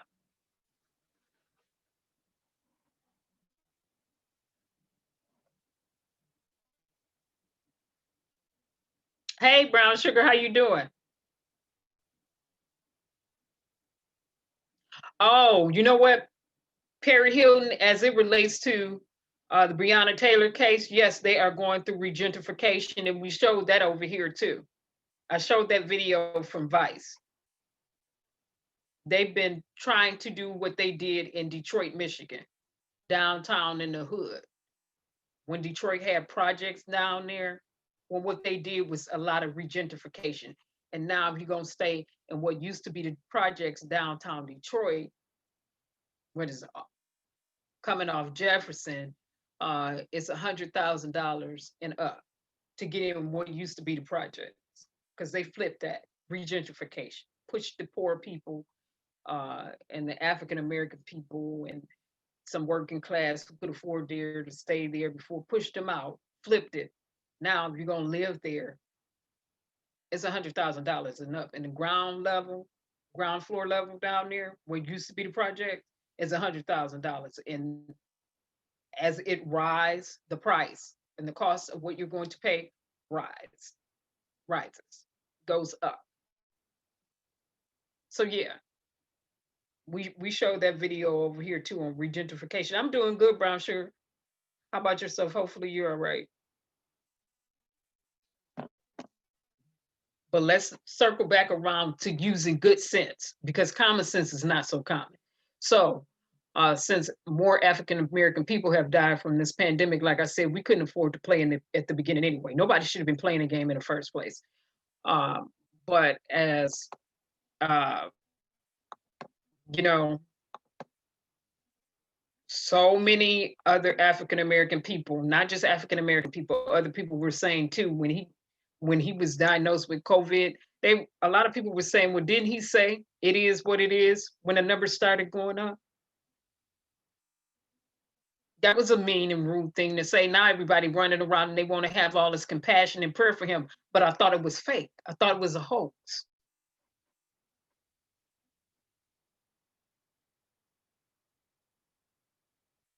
Now what's happened is he's scared. And I said that the other day. I said now he's scared. But I believe he had it before. I don't care when Boris, remember we showed Boris, the Prime Minister of the United Kingdom, months back. Trump had just left from over there, and Boris ended up with COVID-19. And I said, well, him and Trump was in the same facility. Neither one of them had on glass. They didn't have on masks. They was all real close to each other. I said, how come he didn't get it? Unless he had been doing something all along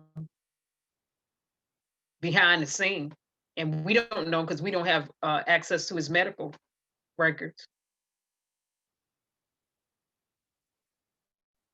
Well, this is what Powell's had to say. So Newark, okay, you're naming the state, Newark, New Jersey. You believe that too, G Money? So this is what we ended on. Good sense, because common sense is not so common. And to the person who left the thumbs down on the video, I'm gonna play it right back in your face. I don't care how you feel, coronavirus is real. It was real from the beginning. I don't care if you're a Trump supporter. It does not matter to me. What you're supporting is somebody who ain't got no good sense, or who done played you like a fiddle-faddle fool. Now it's time for you to get your heads out of your dairy air and think with the thing that's in between your two ears. That's called your brain. Think with the right and the left side. Now, let's listen to somebody who's coming with some good sense. This message for the president. You finna quarantine. Quarantine? So you're trying to listen? Listen? You don't listen? No. Don't come talking about this from CDC guidelines. You don't listen to CDC. Remember? CDC don't know what they talking about. I dare you disrespect mega land like that and start listening to directions. Y'all don't listen to no directions. Y'all is the directions, remember? You finna quarantine. You scared. You scared. Get out of here. Back in these streets. These people want to rally tonight, man. And you in the bunker. Get out the bunker and get back out here in these streets. There ain't no corona. You finna quarantine. We in this together. No, we ain't. Y'all in this. We ain't in nothing. Sleepy Joe.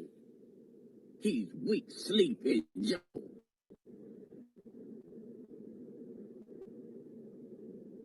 But now you want to quarantine.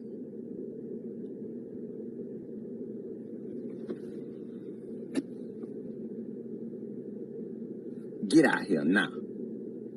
In these streets. Throw some more Get back on Air Force One. And I better not see no mask on you. You don't wear masks. Y'all don't wear masks. You want to quarantine. So you tested positive for COVID. Ain't no COVID, bitch. I thought that was so funny. I had to put my mask on my face. Every time I hear that, I tell you, I was laughing earlier till tears was falling down my eyes. And every time I see that and listen to this, I'm like, he just talking with too much sense, okay? Because everybody else, a lot of people fell for that nonsense. And now that he got it, he's scared. Now that, a diagnosis of getting you scared. Now you scared. When everybody else had it, it was, oh, well, it is what it is. The numbers going up. Oh, it is what it is. We've done the best that we could to help them. Well, were they getting the same type of treatment he's been getting since he's been diagnosed? No.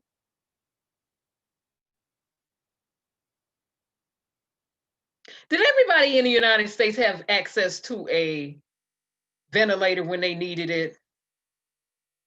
I don't think they did, not when it first hit, because we was low on some resources.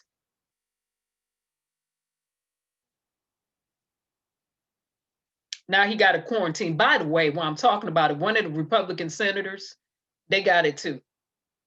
People just popping up all over with it now. Everybody be in that spear with him, running around like some stupid ones. The little stupid ones, the ones that's been stuck on stupid, sticking to him with glue. Case after case after case. Numbers going up. I'm streaming live. Numbers was going up. This senator confirmed to happen. That one confirmed to happen. Well, all of them was running together without masks on. Oh, what a tangled web you weave when you weave a web of lies.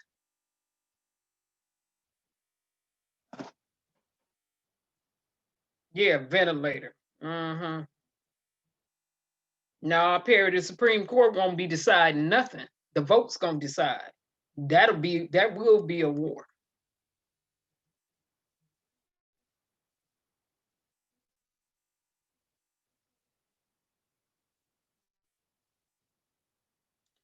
Perry, mail-in ballots is not new. That's the way that I've always voted for years. It's by mail-in ballot. As a matter of fact, Trump, with his hypocritical behind, voted by mail-in ballot. He knew that wasn't new. That's the way he would vote. He voted like that a few times, mail-in ballot. That's the way that I vote. By mailing in my ballot. That's the way I vote. I've been voting that way for years.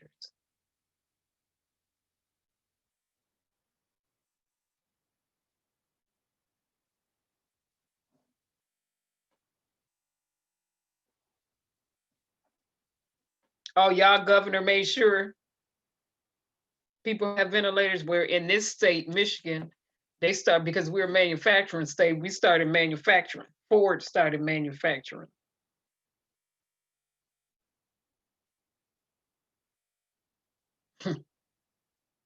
Because this governor here was asking for resources and she wasn't getting them. Like other governors, like New York, other governors were asking for resources, like California, other states were asking for resources. They were not getting them from that Pinocchio. They were not getting them. It was like, whatever, let the governors do whatever. All you have to do is run back and play every Trump clip of Trump on Trump so he can hear his own words. Whatever, y'all on your own, do whatever.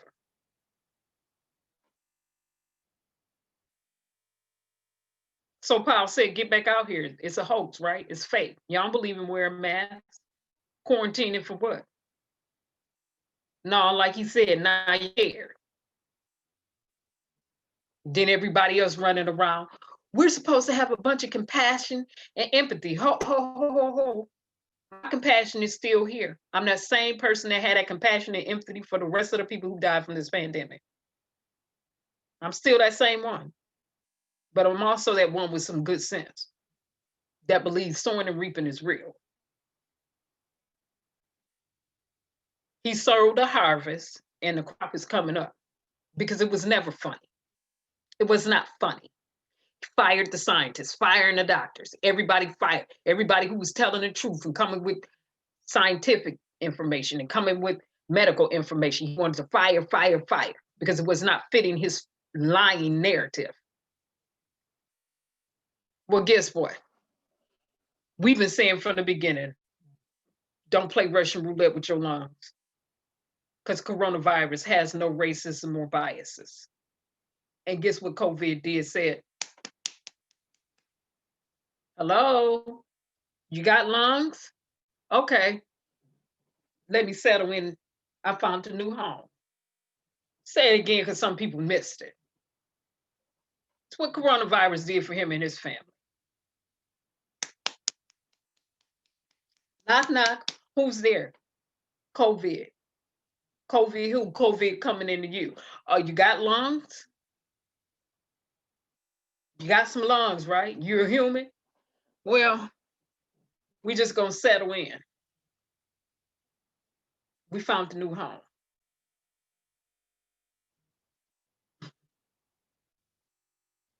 So what we'll do is occupy your body right now.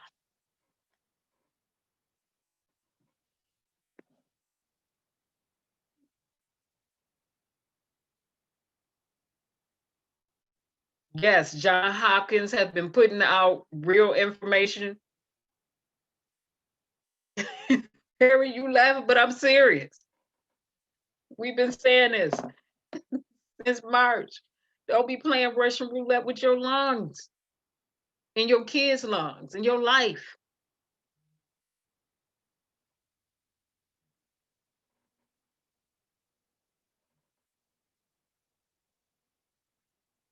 So am I saying that it's funny he got it? No. What I'm saying is it didn't have to happen. That's what I'm saying, just like it didn't have to happen to the rest of the people.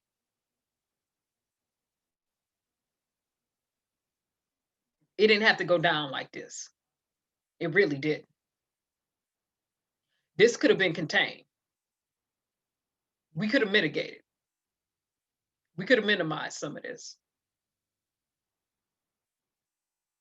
as a nation. But we didn't have no good leadership.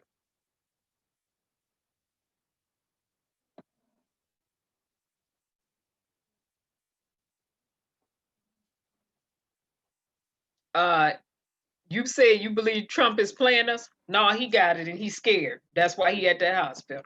He got it. I believe I believe he had forms of it before. I believe he had something before. No, he got it. That's why Mike Pence today came out and made some decisions. It was Mike Pence out there making some decisions earlier.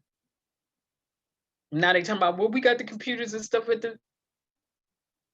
And keep in mind, they have access to some of the healthcare that everybody else don't have access to. They got doctors. They get access to doctors 24 hours a day, 7 days a week, around the clock. They're elected officials. They have that type of access.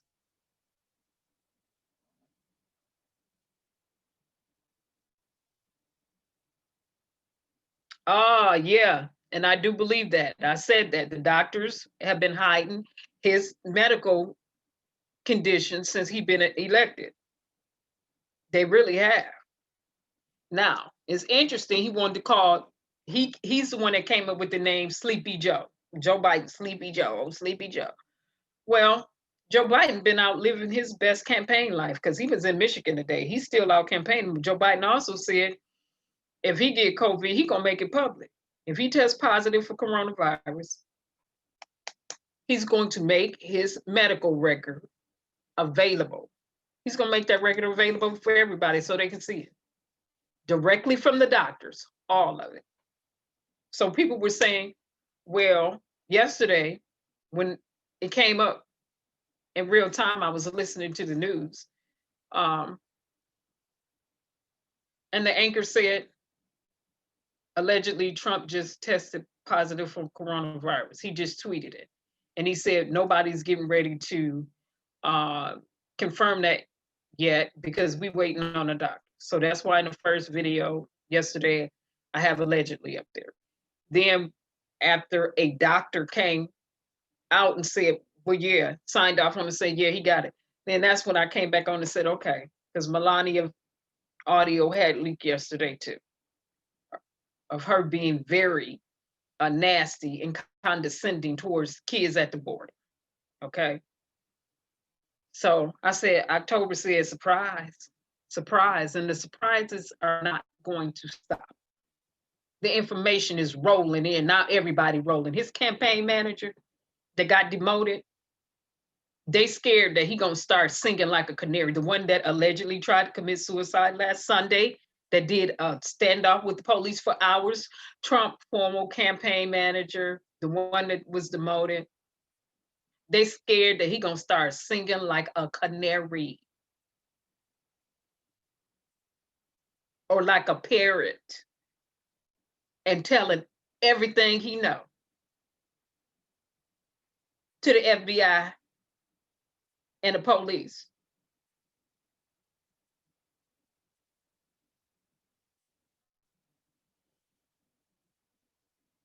When Trump taxes was being revealed earlier that day, that he gonna pay $750, his campaign manager, a few hours after that, the former one, the one that he demoted, who was still a part of the campaign, was allegedly at home trying to take his life and assaulted his wife. Now they got him in the hospital on watch. They scared he gonna start singing like a bird.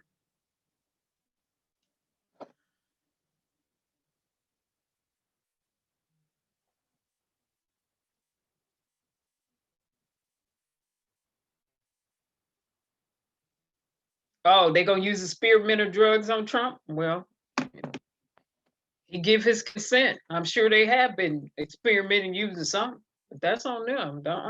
You don't get to experiment with me. And Perry, you said it seems fishy.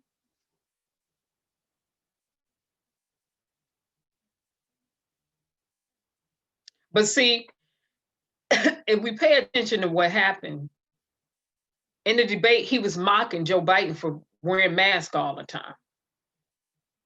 So you stood up there, you mocked Joe Biden and his staff for wearing masks, then turn around and you and your family test positive for it. It ain't nothing fishy about that at all to me. I'll call that sowing and reaping. You've been out here mocking, making a mockery out of deaths. You've been out here deflecting. You've been out here like you don't care if people died because it wasn't your family, was not impacting or affecting you. And supposed to be a president of a nation, have compassion, empathy, care, and concern for all of your U.S. citizens.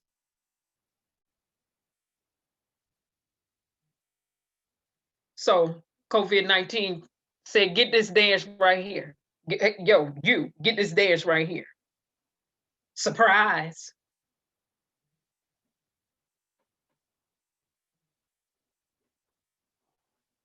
Mm-mm. And what my grandmother used to say all the time, God don't like ugly. For those of us who believe there is a creator, my grandmother used to say it all the time, God don't like ugly. And she would say, God don't like ugly, just keep on living. You just keep on living. She would say, just keep on living. Oh, they did that? Just keep on living. Just keep on living and watch how the tides will turn.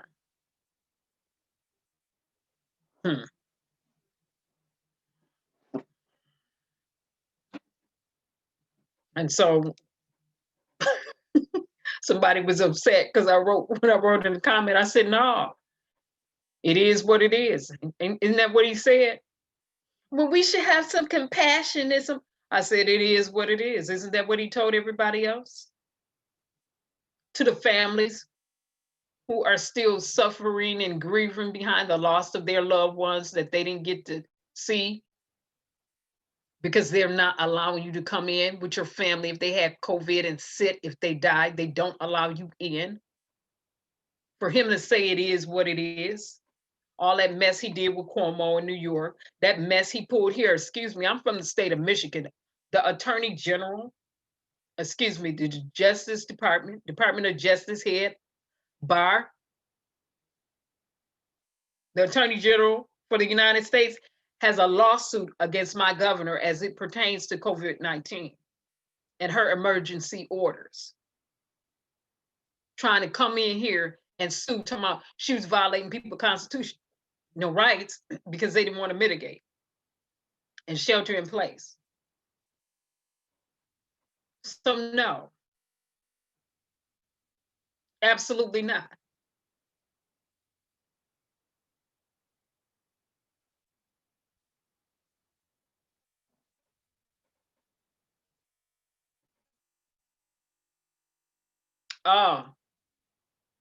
Brad, Trump campaign manager, is under federal investigation.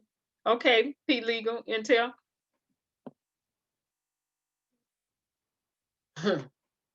They say he gonna start singing on everybody like a canary. And you think Trump is using Bill Clinton comeback kid?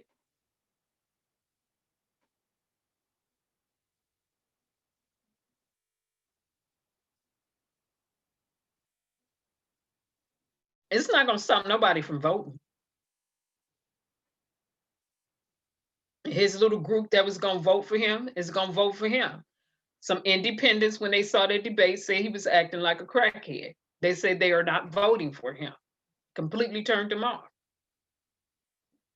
If they had not been paying attention in the last 4 years, they paid attention then. And for them, those independents, they said, wasn't no coming back from that. They ain't voting for him, period.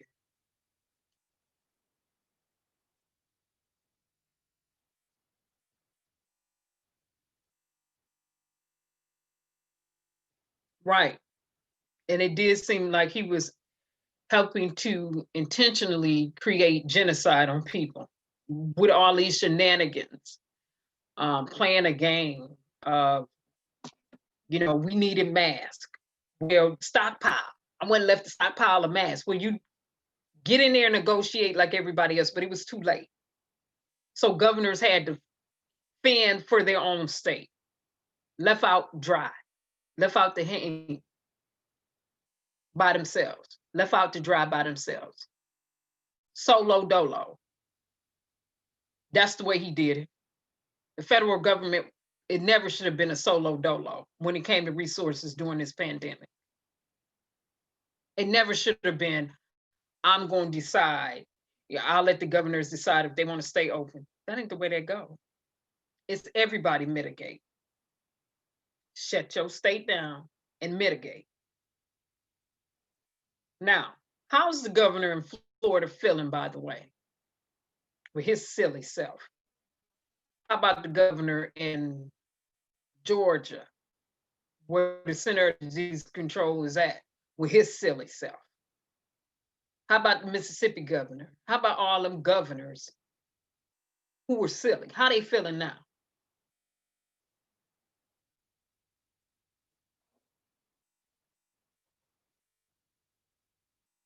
You saying he took a strip out of The Apprentice?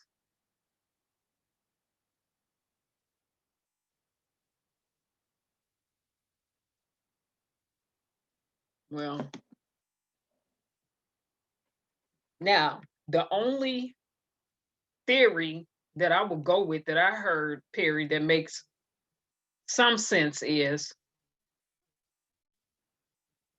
well, Pence get in there. Pence can pardon him for all that crime that he's done because he will be the acting president.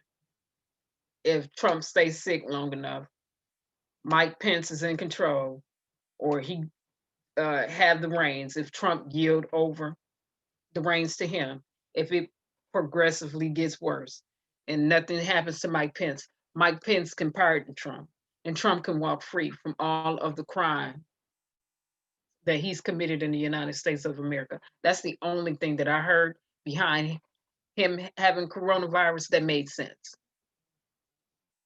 The only thing. That's the only thing that I've heard that made some sense.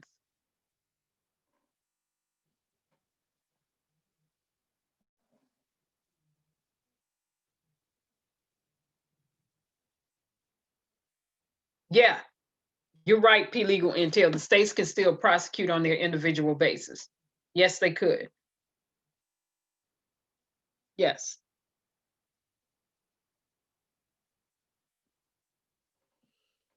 So, yeah. So with that being said, people, remember to wear your mask. And we still keeping our eye on Breonna Taylor, Sean Reed, for those who was watching Sean Reed, Ahmaud Arbery, George Floyd, Breonna Taylor, Kajan, the gentleman that we showed over here weeks back that got murdered in Louisiana that was going away from the cops. As a matter of fact, the NFAC, and it's going to be a big march down there because Clay Higgins was running his mouth, and he's supposed to apologize to African American people. So we'll see how that go tomorrow. But it's just a lot of things going on in terms of justice. And in addition to that, it's an election season. And in addition to that, we are still in a pandemic and people are still dying. So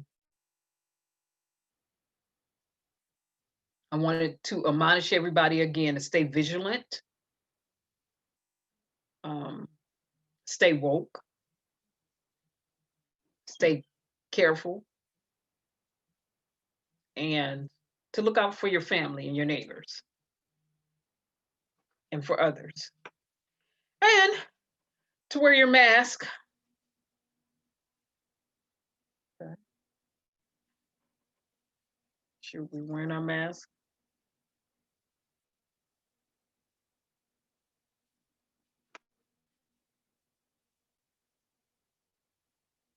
Make sure you're wearing your mask.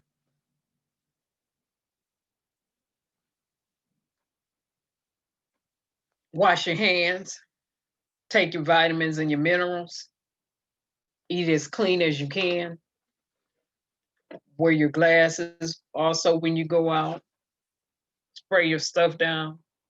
Bleach your products when you bring them home, before you put them in the refrigerator, and put them away on the shelves and things like that.